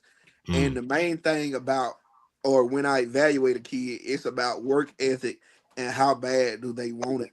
A lot of times, I'm from the country, man. That's where we get mud boys from. So we have, I feel like we have a different grind. We have to prove ourselves every single day. And with me doing recruitment, I've learned that, man, in smaller cities and towns, you have to be the real deal for people to come down and travel for 1 or 2 kids at a school. Like you need 2 dogs, and you're gonna have to really be 2 dogs at a school for people to travel. I feel like, man, with the country, we don't get recruited like the city does. So my talent, my eye for talent comes from grit, grind, and hustle. If I see that in a kid, development is easy. You got that, man. We can work on the rest. Well said. All right. On my end, it's a full perspective. Like my goal is to go to a kid game and get there before they get on the court because I want to see everything. So my eye for talent is once again go back to the whole character thing. Like I want to see it all. Like I really want to see how you interact in warm ups. I want to see how you talk to your coach. I want to see how you talk to the referees. Like I want to see all of that because to me that it goes levels. Like you can be a 4-star talent, but your mindset's ideal. You might not be recruitable. Like so, when it comes to talent, I want to see it all. So, and one thing that you hardly ever see me sitting by, unless it's like a senior night, is parents. Like I don't want to be around no parents because I really want to see and hear everything. So usually I go to a game or sit by myself. I'm like an introvert because I really want to see it. I really want to hear it. But also, like I said, my key thing is if I'm going to a game, I want to get there before the game gets started because I want to see it all. Like yes, a lot of people can run and jump, but man, I really, really, really want to see the other part. 100% well said.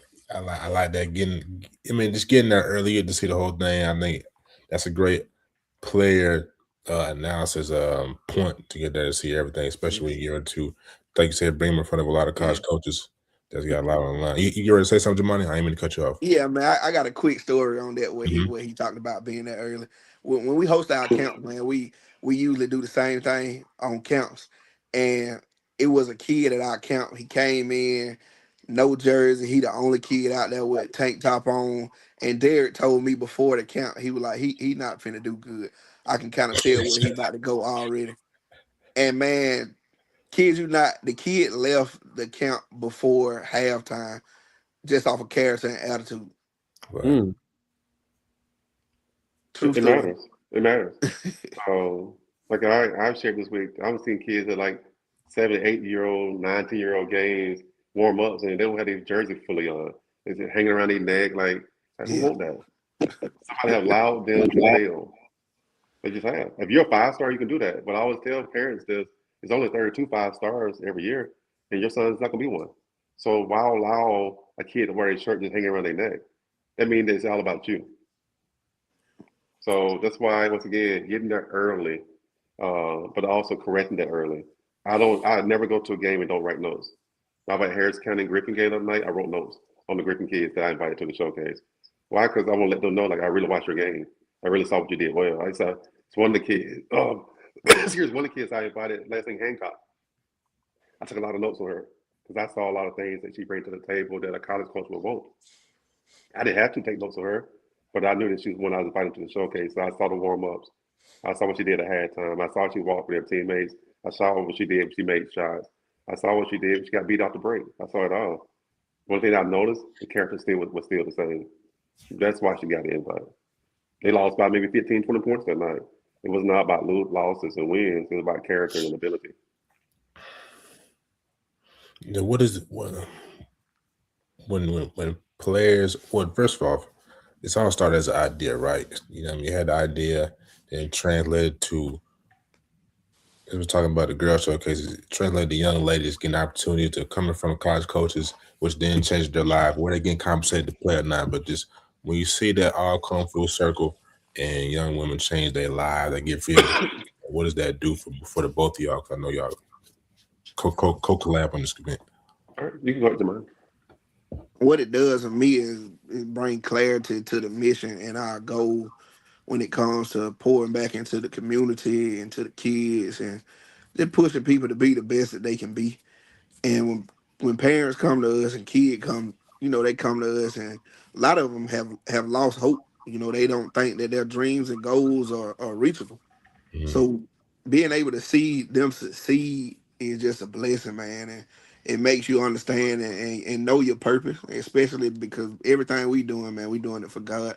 And that's who backing us in every mission and every goal and every count, everything that we doing, man. That's what we put our faith in. So just give us clarity on our mission and our purpose. Amen. I ain't got to say nothing behind that. He nailed it. That's why he a pastor. Y'all, a lot of people know that Jamon is a pastor too, though. Like literally. But you a pastor? Yeah, he a minister, man. Where's Win, man? Yeah, you didn't know I, that? I do a little something, Look. I do a little something. Nah, I'm gonna have to come here, a sermon or something one day, a Bible study. You ain't got to wait till Sunday. He give you one right now. Only if you want to, brother. Uh, But let's see. So let's talk about the expansion period. So you already talked about how did that come about? I know you said people reached out, but when you first were approached from the schools in Alabama, man, just kind of what initially went through your thought process? About the March the 21st one. Yes, but just the initial engagement. Like, hey man, what you doing? Whether it's Huntsville, whether it's Lafayette, Auburn, when you were first initially the first one. So whichever city reached out to you first, were you leery about it? Were like, yeah, this is perfect. Just what were your initial thoughts about the expansion? It just had to make sense because we were coming from Georgia to Alabama, so could we get the kids from Alabama? Can we get the college coaches to come to Alabama? But also, I don't want to go to somewhere that's too big and something that's too small. And what I mean by that, I want the one gym thing. I don't need 16 courts. We need one because the exposure. The reason why we call it a real exposure showcase is that we want everybody to see everything. The parents, the players, the coaches, the boyfriend, the girlfriend, whatever is involved, we want them to see everything. So if somebody said, "Well, I got 5 courts, coach, come to ours, do this and your." No, we don't want that. We just need one court. We need a place that college coaches can come and chill at, but also need a place where college coaches can sit and watch the kids at. And the reason why with our showcase, we want to feed the college coaches the whole time while they're there, because we don't want them to leave. We want them at the 8th grade game. We want them at the 12th grade game. We don't want them to leave. So to answer the question is that uh, I wasn't leery. I just want to make sure it makes sense. And Coach from in Huntsville, Alabama, Coach Wright made it make sense. The coach from Commerce, Georgia, Coach Palmer, they asked me about bringing it into Commerce. It's making a whole lot of sense. So actually, um, I'm probably going to invite a lot of the girls to our showcase because they have a very talented team up there. But the same thing with Coach from Lafayette, Alabama. She have a couple of seniors that really good, but also you have a lot of 8th and 9th graders that really good. So it makes sense to bring a showcase down into the area. I love that area, Lafayette, Alabama, Lynette, Alabama is not far from us. They're right on the interstate, so it makes sense. We want to have a place that makes sense. Excuse me. 100%. Throw it back to you, Naj. Let me think. So obviously talk about the showcase, the growth. Obviously, what's next, man? Just real quick, what's going on with Noonan, man? What's the latest with the Cougars, man, on both levels? Our It's a long sip. Sorry. oh yeah, man, now coughing, man. Our 9th grade team, because you got to start out from there. Our 9th grade team finished the year 10-7. Our JV team finished the year in 11-game win streak. That's the future. What's next is the fact that our varsity team got a big game tomorrow night versus Langston Hughes. If we win, it'll be a 3-way tie. And I heard a coin toss. I heard points. So no, I fully decided but it's a chance that we could be number one seed and get a bye and have an automatic bid to the state playoffs. And it doesn't happen, we're number 2 or number 3 seed, and we host the first playoff game at home versus Lovejoy, Banneker, or McIntosh. That would look like. Following that, our goal is for our high school teams and our middle school teams start doing some team bonding because this things don't stop once the ball dropped this year, this basketball season. Is continue the team bonding. We have one senior, Landon Thomas, that got multiple offers that will be signing very soon. I don't want to share where he's signing it, but he's going to be signing a full scholarship very, very soon. So trying to make sure that Landon good, but also getting exposure to the kids that want the exposure with our junior class, Jackson, Eric Cole, which I think is maybe playing the best basketball, arguably, that anybody in the state of Georgia right now, and Jalen Brown. Jalen Brown went on a recruiting visit to the University of North Georgia last week. We have a lot of coaches reaching out to us about him. So getting those kids that exposure as well. But also making sure we recognize our sophomore and freshman class is very talented as well. I think we got a freshman at the high school, Austin Parks, that I think will end up being a high major recruit. He's getting some minutes now on the varsity team, averaging about 5 rebounds a game, and he only getting like 6, 7 minutes a game as a freshman. So it's just something that in the future that we're going to put out there on that pedestal as someone that should be looked by colleges. But the overall program is in good shape. This year we had more people attending our games than anyone has attended in the last 10 years. We winning, of course, having a really good year. We're 22-2. We're in a region that got, I think, 4 teams that made the top 15 in the state. I think Newnan, Dutchtown, and Langston are our top 10 teams, and I think Morrow is a borderline top 15 team. So to be 22-2 right now, it's a really good spot with Langston coming up tomorrow night for their senior night. So looking forward to going to Langston for their senior night tomorrow. Yes, sir. All right, let me ask you this, man. I know got a special piece you and Bacon are working on. I know he's doing like this documentary series. He's basically showcasing every single game. For the most part, and showcasing the kid's story behind the scenes look. Can you just talk a little bit about that and just how that came to be and that great documentary piece that he's just, like I said, for exposure, showcasing the kids naturally who they are and all the great work he's doing with that. Well, I think the first thing you said is the most important thing, exposure. Not just for the kids, exposure for Bacon. I think Bacon do an amazing job.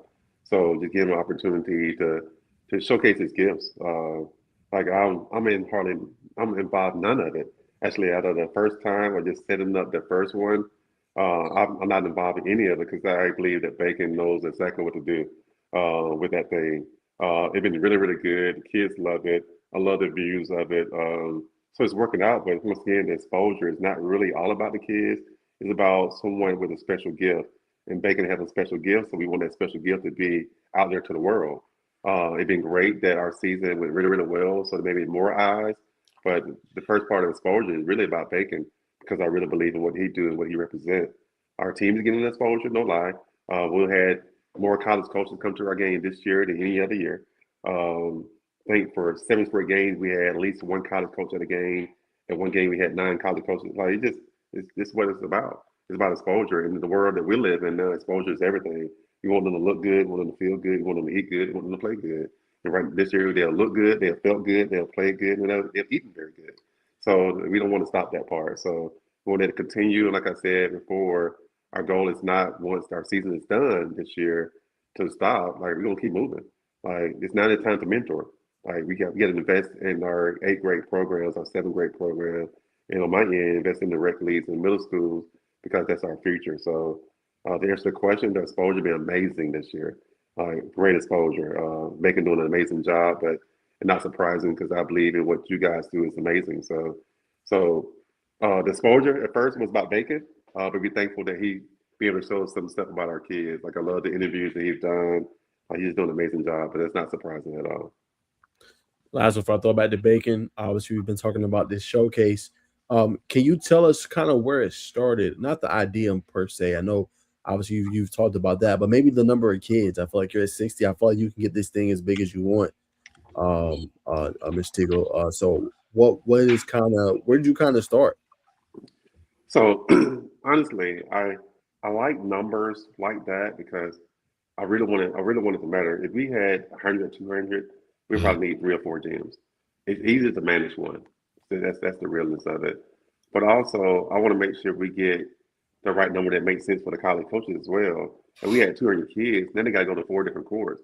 I want it to be comfortable for them as well. So, is it possible we might can go maybe to 80, maybe? But I don't. I know we can get it to maybe 100, 200, 300. We probably could, but do we really want that? And the other part is just being calling a spade a spade. Do I want to deal with 200, 300 kids on one Saturday? Probably not. And that's being honest on that end. It's easier to manage, easier to be able to meet the parents, get to know the parents, know the students. Like it just makes sense. So the goal really not to get to that 200 or 300 mark. If somebody else doing that, more power to them. At my stage of life, 60s and 80s is a really good number. Let me ask you this: is it scalable to have like if Commerce, Lynette, Commerce, Auburn, and Huntsville? Is it scalable to have 60 operating at? I know that's a lot more college coaches that got to come out. I'm just thinking about the scale thing. That was just a raw idea. Is it scalable to have multiple events going on at different schools and to have different college coaches from that area, right? So you got Auburn or whatever colleges in that area to, all right, go here. So we don't have to travel far. It's just an idea. Could be. Well, so in my world, in this stage of life, that I don't overdo it. Yeah, I feel like there's times when I overdo it. I was asked this past weekend, like, why are we not looking to being a sports agent? Like, it's like, well, there's a whole lot of money into that. But man, I want to live a life too.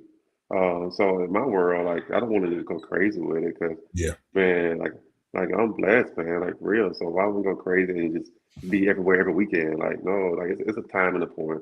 Now Jamani is way much younger than I am. If Jamani, like me, my son Tyrese, Darius, like they want to get into doing stuff like that, man, I'm all for that. They're way much younger. Like Jamani, like 30 years younger than me. So they want to do that, like they can do that. But at my age, like man, like we gotta be smart with our moves. Because I wake up some mornings and I don't know why I'm hurting. So I don't like waking up those mornings like that. So I guess you gotta be smart with it. But Jamani, like I said, Jamani like 20 years old. So if he want to do stuff like that, he can. But like not me. 100%, man. So I want to ask. I want to bring Jamani back in here, man. Just talk about this teamwork amongst the two of y'all and the rest of the team. Because nothing can be done. Naj and I know nothing can be done with one person. If you want to go fast, go along. If you want to go far, you got to go with a team. So just talk about the teamwork amongst y'all. You two and a team that's not on the talk.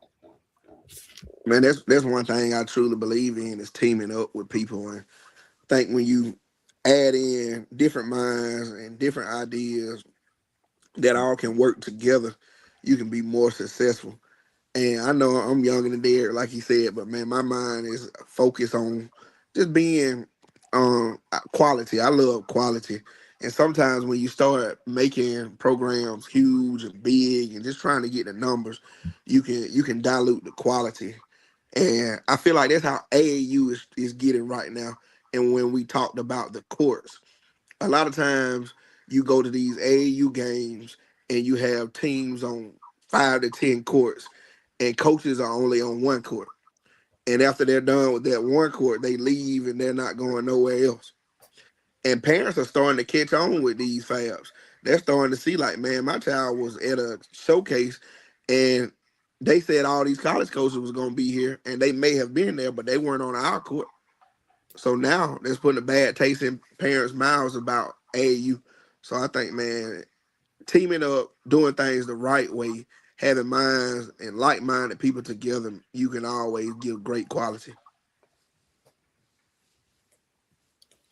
If I want to say something behind that, especially on the part of like you got to make sense.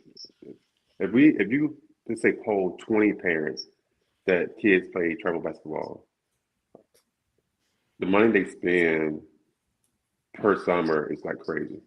And don't get me wrong, like I was the AAU coach, so I'm not knocking AAU at all.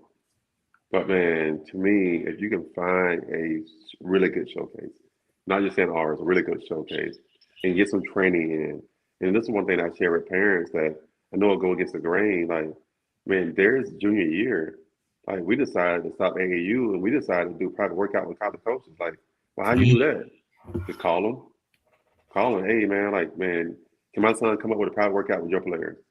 Well, yeah, they got to sign the waiver. Okay, we signed the waiver. We slept in our own bed. We went to the college. Like one weekend, we did three colleges, and 2 of the 3 he got offers from.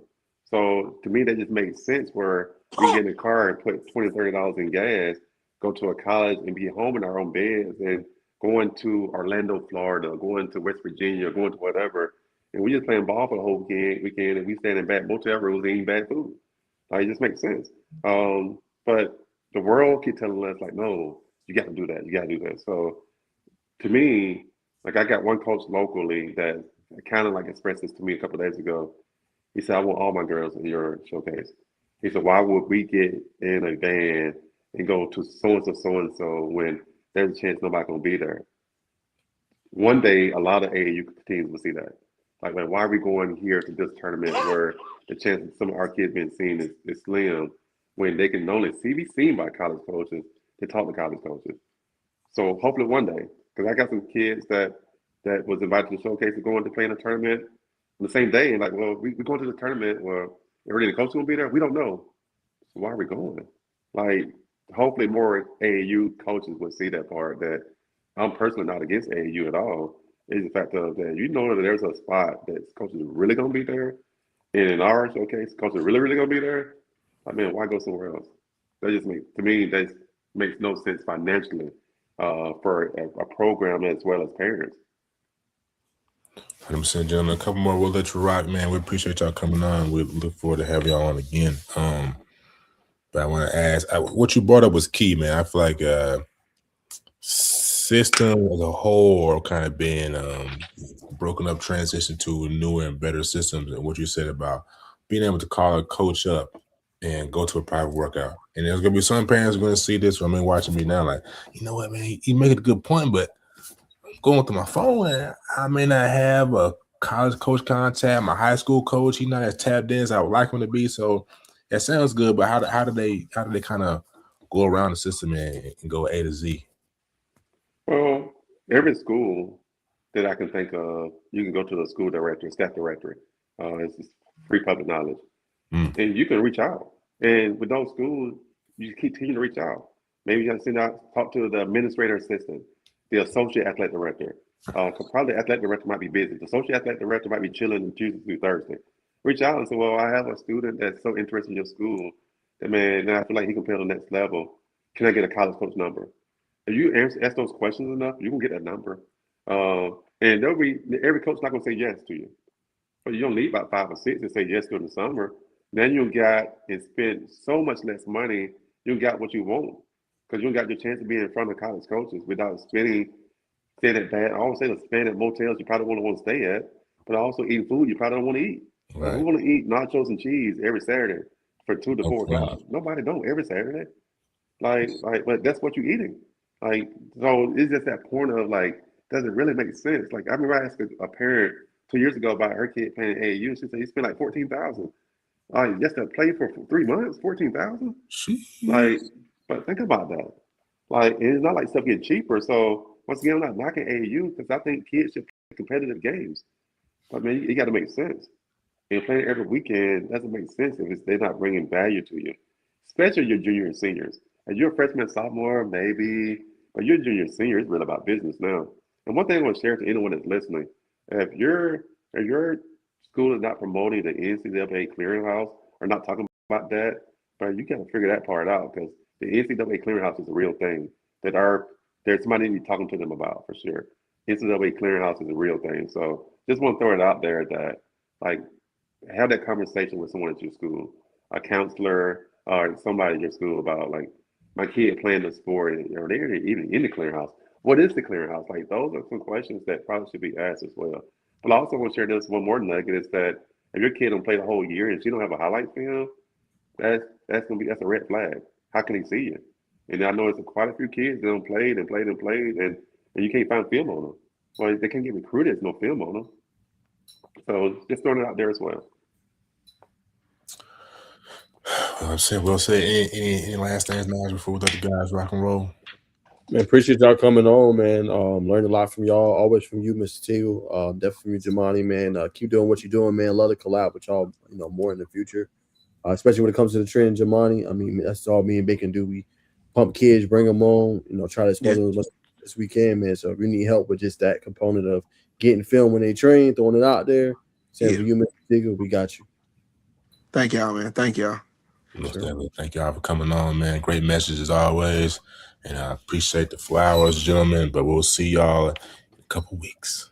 Hey, one more thing, Jamani. I mean, not Jamani, Arvin. One more thing. Yes, sir.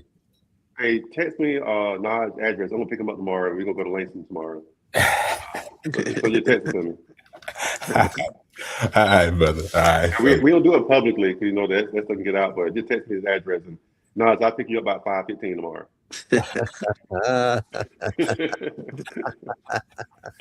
Brother's funny, man. Always laugh. Man. All right, gentlemen, we got to carry on with the show, man. But if you're free, you know, you're definitely more than welcome to stay tapped into the show. I will for sure. All right, gentlemen, y'all have a blessed one. All right, you too, man. All right, brother. You know, man, I know we got a little long-winded there. We may not hit all the topics, but we'll keep everybody engaged. We're still rocking and rollers with us on the Justice of the News podcast on this Thursday, man. So let me go through our topics. So we'll keep it going. You know, man, sometimes to keep people engaged, you got to go through the drama. So unfortunately, man, much like the football season, basketball season has followed suit, man. 12 players in South Georgia, in Cairo Bainbridge High, have been suspended due to an altercation that happened on court. Pretty much, you got a little brawl, man. The players have been suspended, and the game will be held next week. No fans will be in attendance for the game. The show must go on. So, Brother Naj, I mean, just what's your thoughts about this? You know, teenagers just being teenagers, really. Yeah, not a good sight to see. We've seen it also in the NBA too. Two recent fights. You know, obviously I think it was the Pistons and Hornets. I think it was, or Pistons and Knicks, something like that. Here recently. So we've been seeing it a lot, man. You know, just cooler heads prevail, man. It's not worth it to me, especially you could potentially lose, you know, a berth in the playoffs or have a player suspended. This ain't the time, especially when we in region tournament play now, and the playoffs is about to come right after that, the week after. So cooler heads prevail. Unfortunate situation. Seeing it doesn't suspend it, and obviously that's not a great thing. And then now no fans obviously in the building. So right. You hate to see it, but I mean, if you GHSA, you had to do what you had to do and drop the hammer down. 100%. Fortunately, unfortunately for those teams, nobody's gonna be making the playoffs. I almost didn't put it in the headline, but I said, you know what, this is an interesting headline that we don't get to hear about because it's not in the metro. So I mean, just throw that in there. But yeah, man, it is what it is. I also want to talk about Shane Goins, man. Shane Goins of Mount Perrin High School, man, has just surpassed. Well, not just surpassed tonight, but has passed 1,000-point mark for his career, and it's still a junior. Well, not junior, it's 2028, so it's still a sophomore. Yeah, man. So yeah, man. It's crazy, Bacon. I'm actually trying to find and get him on the show. Shout out to Coach Ferguson, man. He got me in contact with his dad. I'll probably follow up sometime this weekend. I know they had a game this Thursday or actually tonight, so he couldn't come on. So I'm gonna follow back up, see if we get him next week. If not, we'll probably just try to film the show and obviously air it. But no, it's amazing, man. I mean, it's cool because Coach Ferguson always remember when we went to GBCA Live period, we got the poster. You know what I'm saying? So he was like, that was the kind of viral clip that made him go crazy. So the kid's humble, man, special. Him and obviously, his teammate, their studs, JT. So it's just been so cool to just follow their journey, man. And congrats to him. I mean, to be that young, same thing that AJ just did, AJ Williams. We don't talk about Shane Goins on that level, not us, but just in general in the state. I don't know why we don't, but he should be celebrated in the same capacity as well. And he's a very, very special player. Yeah, I think it points back to what Coach Ferguson said when we had him on the show, man. It's so many players and not enough media attention, and that falls on so many shoulders. We talked into it in depth many times about the lack of coverage on just Georgia high school basketball, where it's slowly becoming the mecca of basketball right now. But big shout out to Shane Goins, big shout out to Coach Ferguson for leading these young men. So again, Coach, we're gonna try to come see you, man. Whether it's not during the season, during the summer, we really got a lot of people we told that we're gonna come see, and we're gonna do our best to remain true to our words. You know what I mean? We're not just journalists, but high moral, high character young men. So, you know what I mean? Stay tuned for that, ladies and gentlemen. Next on the list, man, we definitely want to shout out another guard who's been doing this thing, man, at the school that since Akai Fleming has left those hallways have not gotten a lot of love.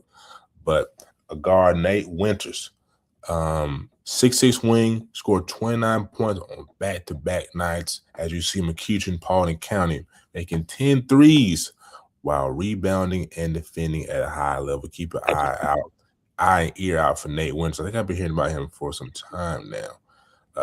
But 2027 guard, 2027 wing, 6'6", 3-star.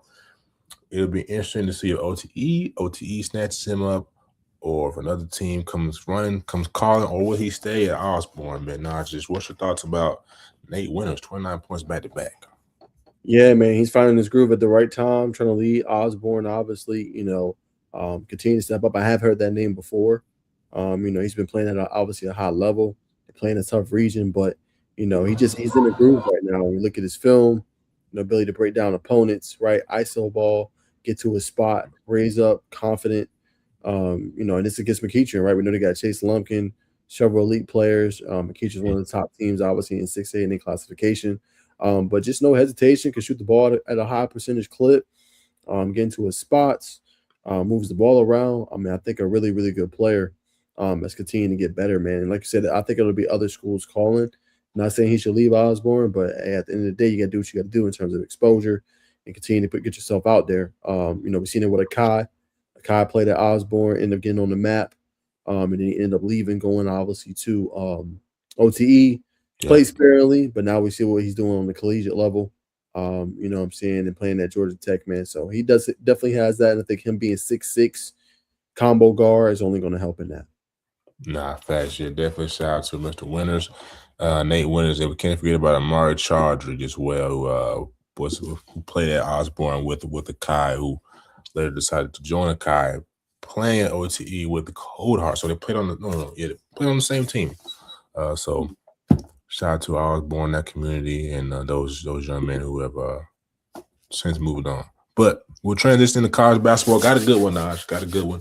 Jay Williams. We know Jay Williams, the Duke legend, has called college basketball having a better product than the NBA right now. It's crazy. I put that twice on the thing. You put it twice? I'll put it in the NBA section too. Hey man, either way, bro. It is crazy because we've been having we had Coach oh my goodness, we had Griffin's head coach on. He talked about this. He talked about this. You know what I'm saying? How bad the game's getting. And college has more structure. When we brought on Mr. Teagle, we brought on Jamon. They said the same thing about AAU. So I mean, it's all lining up. I feel like something's got to shift. But you know what I mean? Just what's your thoughts about that, man? I mean, I think it's 100% right. I'm honestly I'm with him. I think it's a way better product right now. When you look at college basketball, hold on, let's see if we can. Let me pull up the little tweet, man. But yeah, I did a video on this. I'll be real with you. And if y'all on my channel, y'all seen that I did it and talked about it for 7 minutes, and I was basically breaking down how the NBA has changed, the difference. In the college game, the thing, and why NBA players, G League or not, want to go back to college. And money does play a factor for sure, but it's also the fact that they can go get developed. College basketball has almost become like a training ground to a degree for the NBA, right? Because they're not looking to really develop you like that. Yes, you develop an NBA, but it's more like you got to be playing at a certain level to even see the court or step the court, or they're sending you to the G League. It's just why would I not spend 3-4 years, whatever, in college and polish my game so that when I go, I can be an instant contributor. But the game is more fun because you still have the mystique of rivalries. There's no rivalries in the NBA currently as constructed is. Are there some budding ones? Sure. But consistently night in, night out basis? No. And the players still care, right? And I know we're going to talk about this whole Darren Peterson situation, and I'll talk about that later on. But the players, they care. And you bringing in, this is one of the top freshman classes probably ever. You have at least 10 to 12 freshmen that can go in the first round. When's the last time you've been able to definitively say that? So you could turn on a Monday and see a Kansas versus Arizona and see Kansas upset Arizona, right? You could turn on and see Miami playing North Carolina. You can turn on an Iowa State playing up against a TCU. You can turn on Ohio State playing up against Michigan. You can turn on those games and still see the mystique, the rivalries, the crowds, all that stuff compared to the NBA game where they don't really care. And it shows that, like, as he said earlier, Coach Cooper, you can almost see it and smell it and feel it that they don't really care. Oh, I got my bag, I got my money. Oh, who cares? Which is why I said they need to shorten the league to me to 50 games. Then you're playing for more because there's less games, there's less wiggle room. You look at college basketball, they play close to 30 games before they go to the tournament, and then that's it. You're one and you're done. Also, in my soliloquy, I talked about how the NBA needs to go from 10 teams, which more than half makes it. And they've been talking about expansion. We'll talk about that later on the show. Go back to 8 teams. 8 teams each conference. If you're a 9 seed, you go in the play-in against the 8 seed. Y'all playing one game, winner takes it all. If not, 2-game series, whatever. However you want to do it. But it should be a play-in for the 8 seed. You have too many teams getting in where it devalues the season. You have to find a way, if you're the commissioner, Adam Silver, to value the season. I know he's tried and put different things in the in-season tournament. Nobody cares. Shorten the league, 62, 50 games, whatever you want to do, and make it to where, what I'm saying, it's more intrigue. And the reason I say that, we're seeing too many catastrophic injuries. Bacon, I broke it down. Let's say you play all 82, even though that doesn't happen. If you go to the finals, Bacon, you're playing well over 100 games. 82, and let's say you play like 3 7-game series. That's 20 plus games. So you're playing over 100 games, not including the finals. You play the finals, you're playing damn near 210 games. So it's like, why would you want to go do that to yourself? You know what I'm saying? And this is why you see these injuries, right? You're seeing the Jason Tatum's, obviously, torn Achilles, Kyrie Irving, torn ACL. You know what I'm saying? All these injuries for these guys. Damian Lillard, torn Achilles. And you're seeing it because they're playing longer. And I get it. I know, as you said earlier, Bacon, the Magic Johnsons or Coach Cooper said the Magic Johnson, they didn't take no time off. I agree. But I think, like he said, the difference now is they're more specialized in playing one sport instead of multiple, which is why they're having more wear and tear on their bodies. So NBA is in a tough spot, but the college basketball product is different. And what's so crazy, Bacon, I think we talked about this before on the pod. If we didn't, it might have been with hashes. I don't know. What's crazy is I also brought this point up. I'm going to get your take on this before I end my soliloquy. It's crazy we're talking about the college basketball product, Bacon, being better than the NBA product, when just a few years ago, Bacon, we were talking about the women's college basketball being more entertaining than boys' college basketball. And it's crazy that now we're at this point where college basketball, we're not even talking about that anymore. We're saying college basketball is more entertaining than the NBA. Crazy to think about that flip-flop from what we talked about a few years ago. Nah, I think it's a good point. This topic's got a lot of layers to it. To me, it's gonna go, and I'm gonna go full screen this because this for the viewing experience. And I'll pop back in for you, Naj. To me, it starts off just we may have just the whole product. And I got your back, Mr. T. I think the NBA can have a better product than college because they're better athletes, right?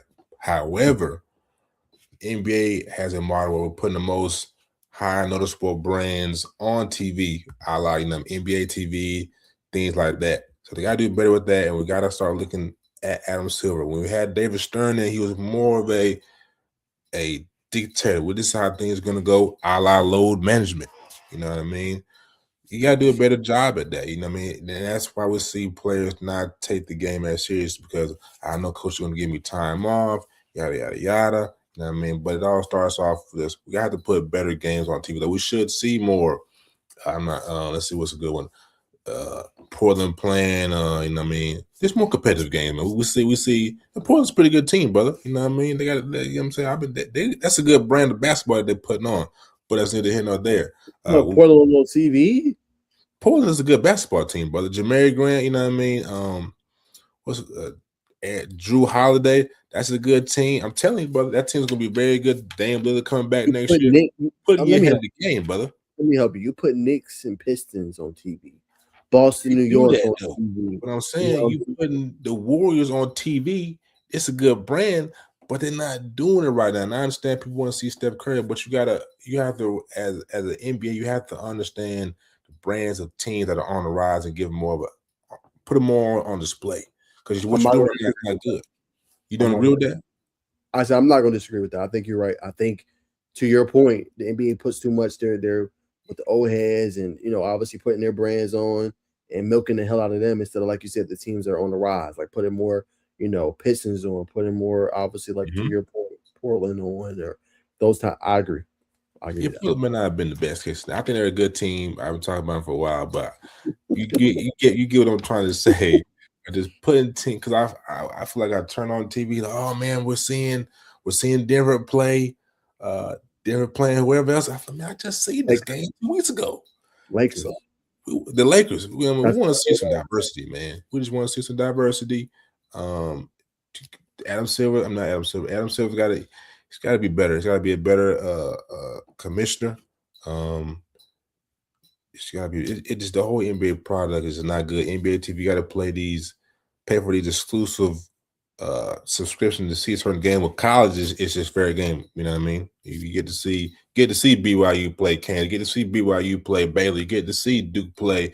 I mean, you don't say see Duke play UNC, but you're going to get to see Duke play Georgia State, which was a competitive game. But you don't necessarily get to see those up-and-coming teams like the Knicks play the Bucks or the Knicks play whoever else. So they got to do better with that. I know TV's in an all-out war. Who's going to get what? You have to figure it out. You know what I mean? That's the biggest problem. But to say that the NBA is a lesser quality than the college of what it is, but what it could be if done the right way is not true at all. Naj be using a lot of Naj is on his way, man. Naj is a Stephen A. caliber guy, man. He just convinced me to change my mind.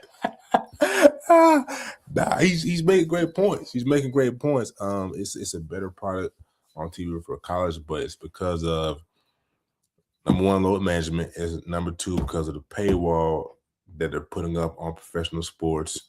Facts.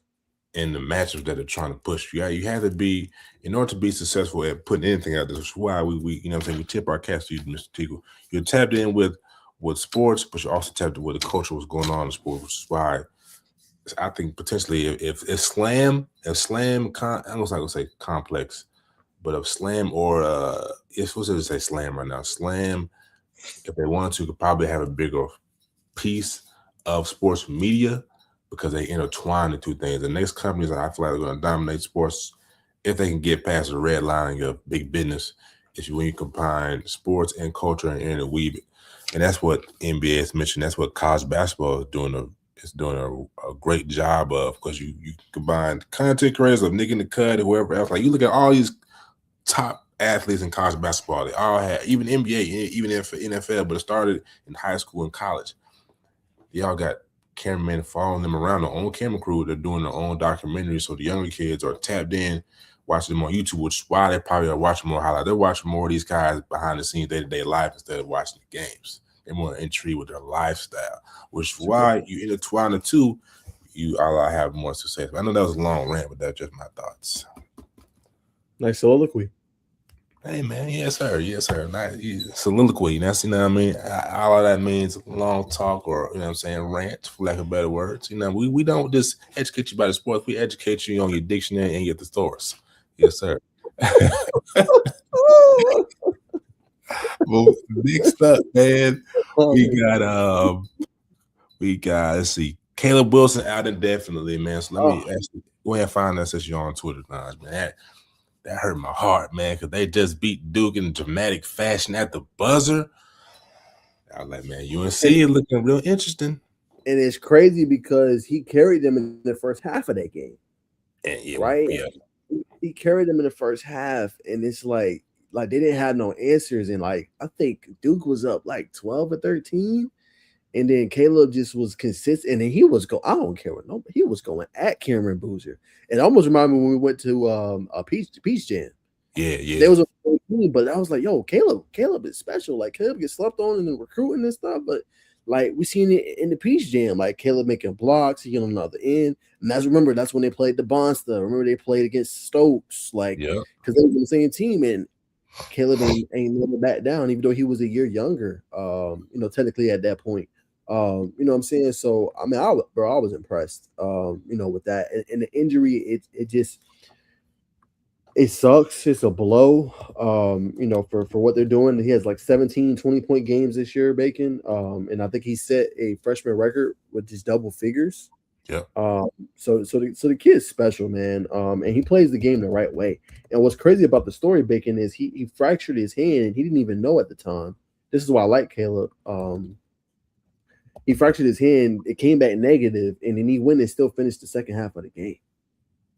Wow. Right. And like things like this make you excited. Like, and it's crazy because he's an Atlanta native, and I think he's the next great one. Like you talk about Ace, you talk about Stephon. I think he's the next great one. He said it's not over, right? And you go on his Instagram and all that stuff and what he said. So he's not done. That means he plans to play this year. You know what I'm saying? But the fact that he was able to finish the game, I mean, credit to him. I've been impressed with him all year. You know what I'm saying? He's putting the city on his back. If you coach Stoudemire, you got to be sick letting him leave the city of Atlanta. You can't keep him in, man. Right there, you know what I'm saying? I know, Bacon. I know it's going to be hard. I get it. I understand. But when you got talent like that brewing in your own city, that's hard to let go. You let Hubert Davis get right. The North Carolina brand, I believe, different. Would be a Hubert Davis. They got him to come in. You take Hubert Davis and well, I'm not getting that, man. But yeah. You're right. He did, and he's resurrected his career. I don't care because that boy was on the ropes. Caleb Wilson. They got a squad. They got Seth Trimble. They got Dixon. You know what I'm saying? They got Henry Vassar. Yes, Vassar. God. Vassar is nice. Hey, I seen up close in person. Them boys can play. I ain't disagreeing. But without Caleb, that team is as good. Like they can make some noise in the tournament. Like they could be playing for a natty. Yes. That's how special Caleb is with what they got. So it's a tough blow, but I love that he's being positively spirited about it. Plans to return, man. That's all you can ask for. You want him to get fully healthy. I just want to see him for the tourney. We can't see him no more the rest of the season. 6 more games, ACC tournament. Let's just see him for the NCAA tournament. Because that is going to be off the chain. With all them hitters, we're going to talk about Derek Peterson here in a second, but with all the freshmen, hey, bro, any of them can go off in the tourney lifestyle. And that's going to be. Before we get Darren Peterson, Darren Peterson need to take notes, brother. Because Caleb Wilson is getting it done. He ain't no load management. It looked like a lot of college load management. I won't dive in too deeply. But Caleb Wilson, the dark-skinned version of Tyler Hansborough. Just keeping it in the buck. You know, man, we're like playing through an injury, coming back. I'm not his skill-wise, not even Caleb Wilson. Not every day of the week, 365 days a year. Yeah, minus the day that you're gonna get on leap year, but the kid, he's getting it done. Nice. Okay, so that brings me to another point. This was on. I wanted to get your take on this. People been talking about it now. Credit to Bill Self because he didn't air out the dirty laundry, Bacon, but it's gonna bring up the Darren Peterson. I want to get my take on this too. As we kind of transition, you're glad you brought it up. But basically, it said one 3 million freshmen worth more than 1 million players who are fully bought in for a full season. So it's been talked. Bill Self has came out via Field 68. His press conference was basically like, "Oh, he just had a bad string of injuries, bad luck, essentially, hamstring, flu, so on and so forth. It's not that he doesn't want to play, ankle, just that, you know what I'm saying, just a bad string of luck of injuries." And I credit the coach for saying what he needs to say. But I'm with the players. Like, we don't want to see, like, I do not want to see a baby 5 version of the NBA. I don't want to see low management in college basketball. I just don't. I do not want to see that. And I don't need Bro can play, right? And we're not going to act like Darren Peterson can't play. He can play. What we're saying is, though, you get paid all this money. Show up, bro. You know what I'm saying? If you have flu-like symptoms, I get it. The dogs are playing. To your point, Caleb is playing, like broken hand playing. Play. We want to see that. Credit to Melvin Council. We're going to talk about it here in a little bit. Credit to Floyd Badunga. They played, and they still pull off the upset without you. So it's just like, he's elite. But what it is, we don't want to see this. You know what I'm saying? You get paid too much damn money. Too much. Like, parent thing. Got to be a parent thing, man. I don't understand. You're gonna be, regardless, if anything, you're gonna be a top 2 pick regardless. And you're still gonna make your paper. The one it's not that big of a difference. If you a lotto pick, this is some differentiation, some variation, but it's the same. Play. We got robbed the other night of a big Monday, 38-0 in Fog Fieldhouse, compared to 23-0 in the season in Arizona. We got robbed. So for me, it's like, no, we don't want to see load management. We don't see a baby five version of the NBA. If we want to see that, we watch the NBA. We want to see that in college basketball, bro. We want to see the best of the best, the elite, go head to head, and see who comes out on top. So to this point, we need more Darren Peterson. My hot take is, as we said, I think it's load management. I do. Gotta be. To a degree. And I understand you're prepping for, I get it. You're still getting paid $3 million or whatever it is. You're getting your paper. Part I don't like Bacon, you cashing that damn check. What do you know what the league is? You can just cash checks and not produce? Like, that part baffles me. It's like you go into a job, sit there, don't do nothing, but I still got to get my pay. No, it's not how it works. You're getting paid and you're healthy, play. I get it. You hurt, sit out, cool. But flu like, come on, bro. You know how many players played through that? I seen last night Kwesi Reeves look sick as a dog. They lost. Not his fault. He dropped 18 on 7 of 12 shooting. With like 4 threes. Dude sick as a dog, Bacon. Still tried to show up for his team and help. That's all I'm saying, bro. He's gonna be a giant. I hope somebody drafts him or gives him an opportunity. Kwesi Reeves is gonna be a force in the NBA where he plays the game of basketball. Guys, I don't understand, but I'll let you say your piece. I just don't understand it. I don't. Nah, man, I agree, man. It's like I said, man, this seems parent led, and you have to do something in the bylaws with when you have a situation like this. You have to go to the bylaws. You have to restructure that college, NBA moving forward, because it's either that or customers, fans, they're gonna stop patronizing the game. And once you have that, then I tell you, you're gonna wait that long. Like, we can't have this. We're losing 20%. You know what I mean? Every year, it shouldn't take that, man. Like I like the same thing in college football. Like you can't keep letting this tampering go on. These coaches they leaving. It's just not good. I know it's good for ratings at times, but it's not good in the long term, man. So you got to clean this up. Got to clean up your product. For Darren Peterson, I know it's probably parent led, but you got to have some. You have to have some that fire, that competitiveness in you. I'm questioning your dog right now, brother. And I know there's been a lot of reports on you, but you're not gonna get college back. You know what I mean? Playing like this, you're gonna lose chemistry with your teammates. They gotta be side-eyeing you, man. So obviously your goal is not to win a national championship. So at that point, why are you going to Kansas? And they leaps and bound better this year than last year. Last year they sucked. Right. They're actually good. Right. Why, like you said, why go to Kansas? I need to make a text. I need to make a text to really find out what's going on. If I can get that insight. Portland and Charlotte both have good. I'm trying to tell you, Naj, a good young team, but that don't bring viewers, so it's a no financially for the league. Charlotte's been on they were on a 9-game win streak. They just beat Atlanta twice. Portland, like you said, is a very good young team. I just think for the quality of basketball that we're seeing on TV, again, going back to the Warriors playing in some of the big games, that it's not good. When you have young teams like we saw with what was that team that got in that brawl? Detroit. You want to see people want to see young teams that's got, got some, a lot more testosterone, some more testosterone than the older players, fight back up against the older teams, a la cause some little of physical altercation, which is why we love the 80s, not even on back 80s, 90s, and early 2000s basketball, because we saw a lot more, we saw a little more testosterone being thrown out there. We don't get to see the older teams come out there and get blown up by 10, 15, 20, what have you, and shaking hands and kissing each other on the cheek at the end of the game. And all right, we'll see you on the podcast, bro. So that's why I say I advocate for the younger up-and-coming teams who may not win, but they're going to give a better basketball product on the court. That's my only thing. What high school?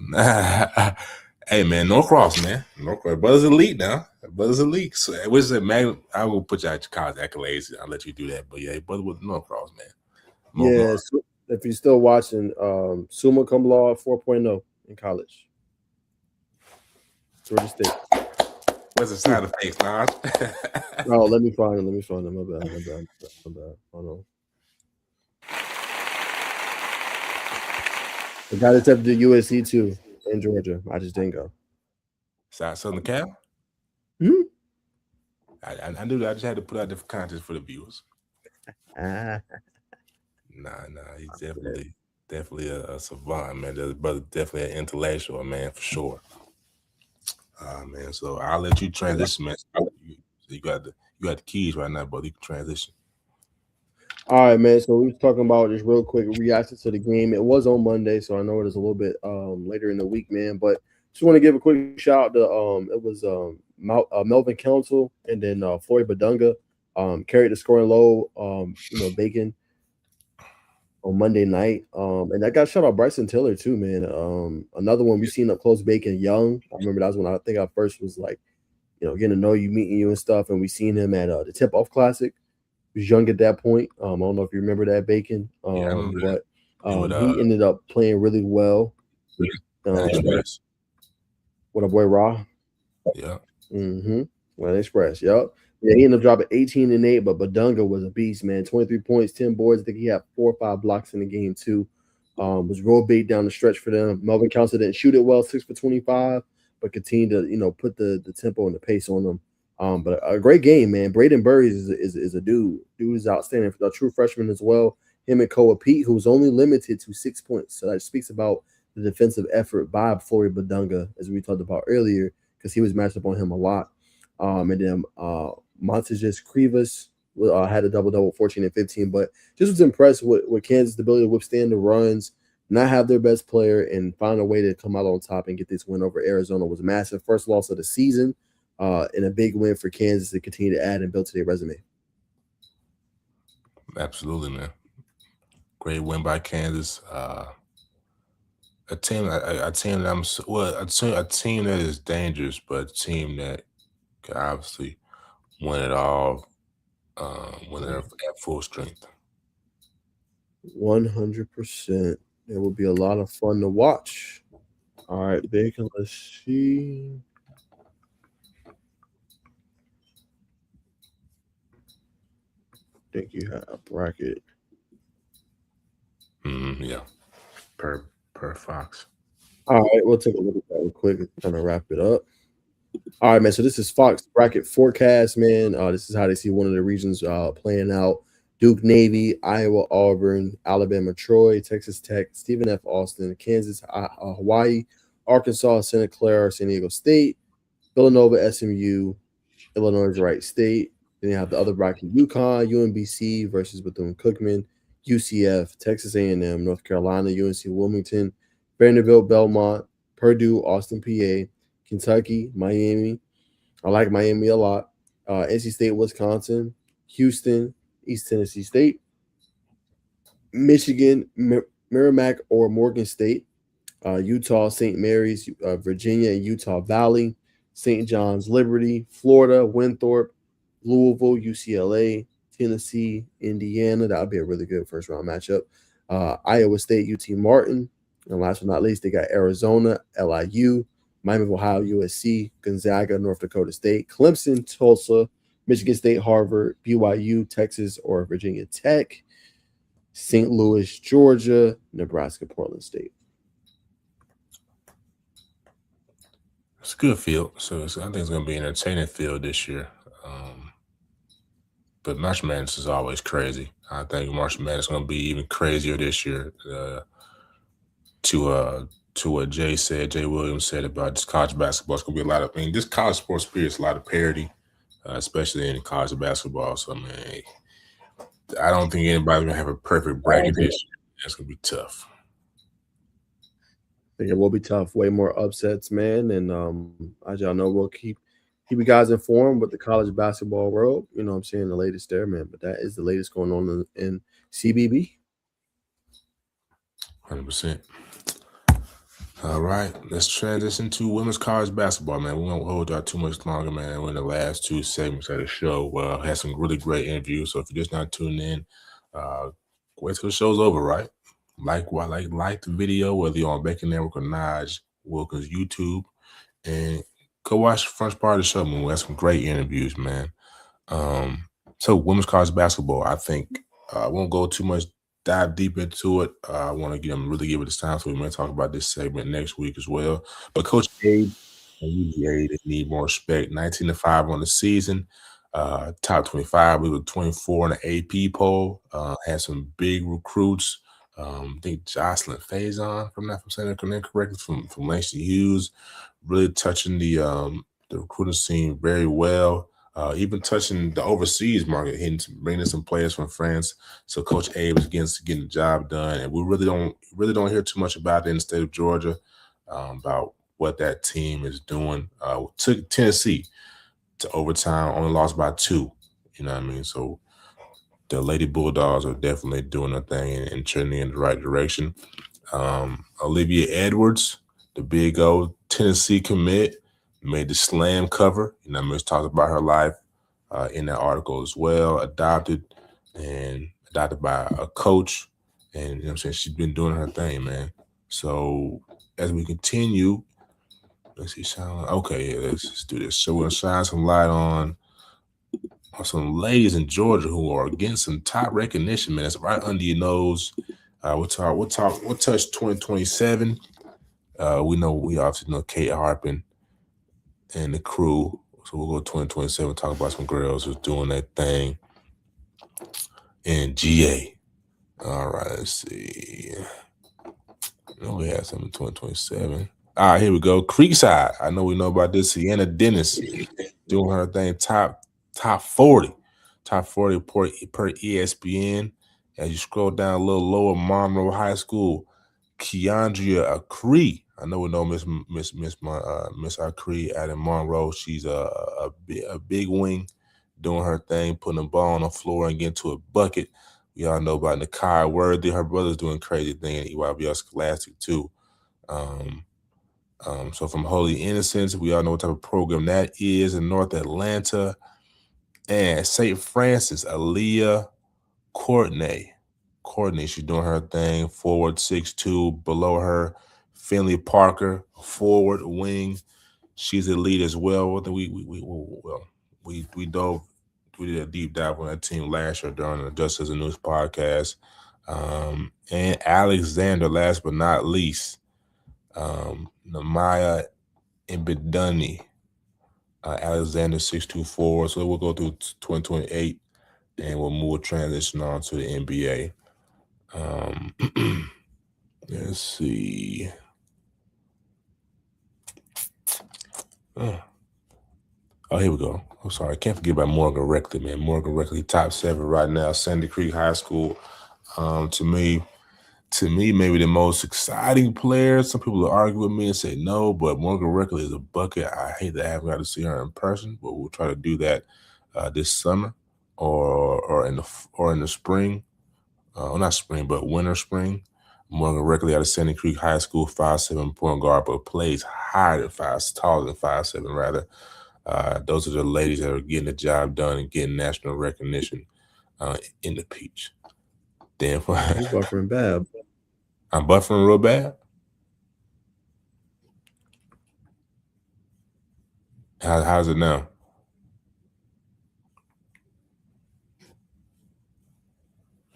Everything's smooth as hair grease on my end. Hopefully the viewing experience is good for the viewers out there. I'm gonna keep transitioning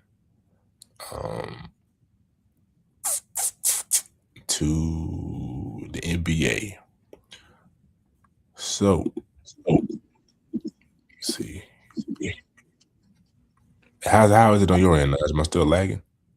You was. It looked like you better now. You was lagging real bad though. It was like choppy with your words, and then it just like kept going out. So I couldn't even really respond. And then you would come back. That's tough.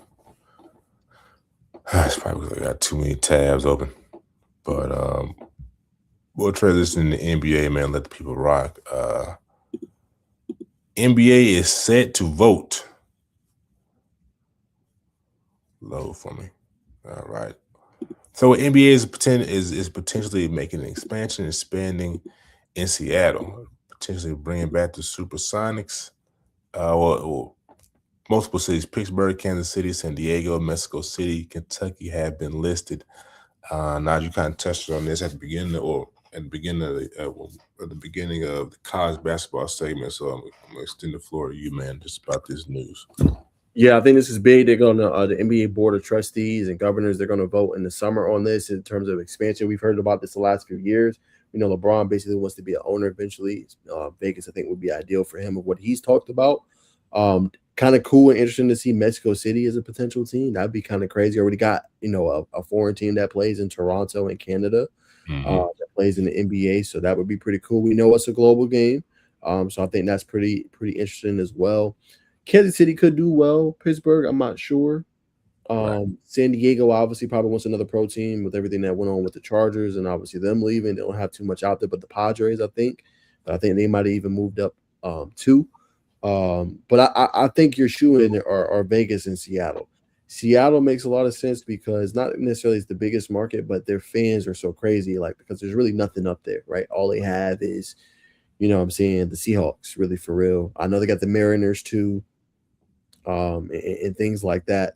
But that would be a great thing. And we've even seen it, like they've been wanting the team back. They've asked about it. They've talked about it. We know the team expanded and moved obviously to Oklahoma City.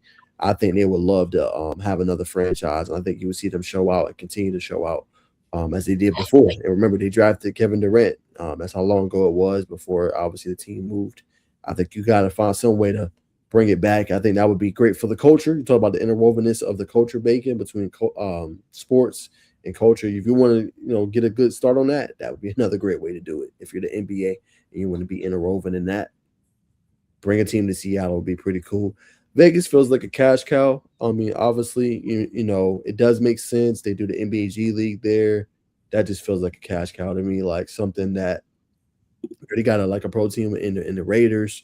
Sure, obviously a basketball team will probably do well there. Bring more intrigue, obviously, to the city, to the state. Help out Nevada as far as money goes. Makes sense. I mean, I get it, and it probably would be a bigger market team, of course, because it's Vegas.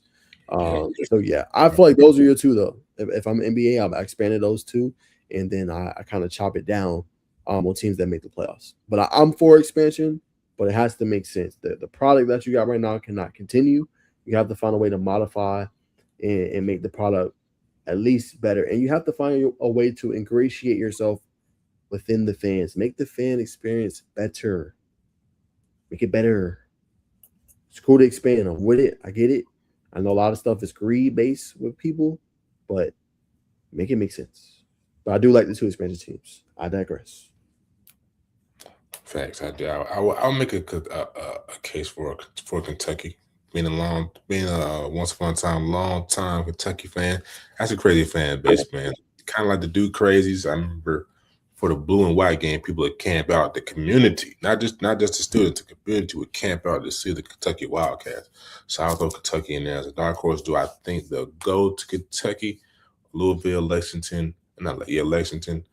Probably not, but I do think that's why they're in the conversation. But great point by you, brother. But last topic of the night, man. Who is your NBA MVP frontrunner? I'm gonna go Nikola Jokic. I like the way he's playing. 28.7 points per game, 12.3 rebounds, 10.7 assists. Playing for one of the better teams in the NBA. I know they're not the one seed, but the Nuggets have been at the top. Pretty much all year long. So I like him. My second pick though is Cade Cunningham. What he's doing with Detroit, they lead East. It'd be nice to see somebody new win it. He's been spectacular. I call him Baby Tatum. You know what I'm saying? But averaging 25.3, 9.6 assists, 1.5 steals. I think he's been great, thus far. And I think he definitely deserves more attention in what he's doing. And I think Detroit is a real deal. I think they can definitely get to a finals and be this year's Pacers. And I think they got the star to do it. Yeah, man. I'm gonna go with the home guy, man. I'm gonna go with Jaylen Brown, man. I think he needs more respect. I don't think he gets enough of it. Top 3 in scoring, averaging damn near 30, 29.3 points per game. Being right now the best two-way player in the league.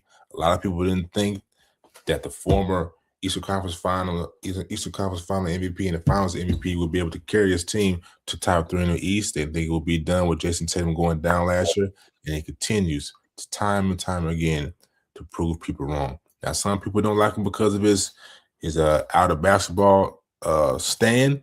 That's another reason why I'm checking the box off for Jaylen Brown, but I think Jaylen Brown deserves more damn respect. And we'll see. I don't even think he's going to get it this year. I think they're going to give it to Jokic or Cade Cunningham, and I think his off the court beliefs is going to be the reason why, which is why he didn't make the Olympic team last couple of years to blackball him. But to me, Jaylen Brown deserves the MVP. Perspective. All right, ladies and gentlemen, that is all that we have, man. Hope y'all enjoyed this 2.5 hour long show. I think it was entertaining, and we try to keep it as entertaining and informative as we could be. But thank y'all for tuning in. Again, I hope you like the background that Naj put together. That's very nice, brother. Kudos to you, man, for tapping into your creative bag, man. So thanks for everybody who's tuned in. We'll see y'all next week. Well, maybe not next week. I got something coming up, but potentially next week. And these shows are going to continue to get better and better. We're bringing on bigger and bigger guests, so you definitely don't want to miss. But again, man, thanks y'all for tuning in, and we will see y'all next time.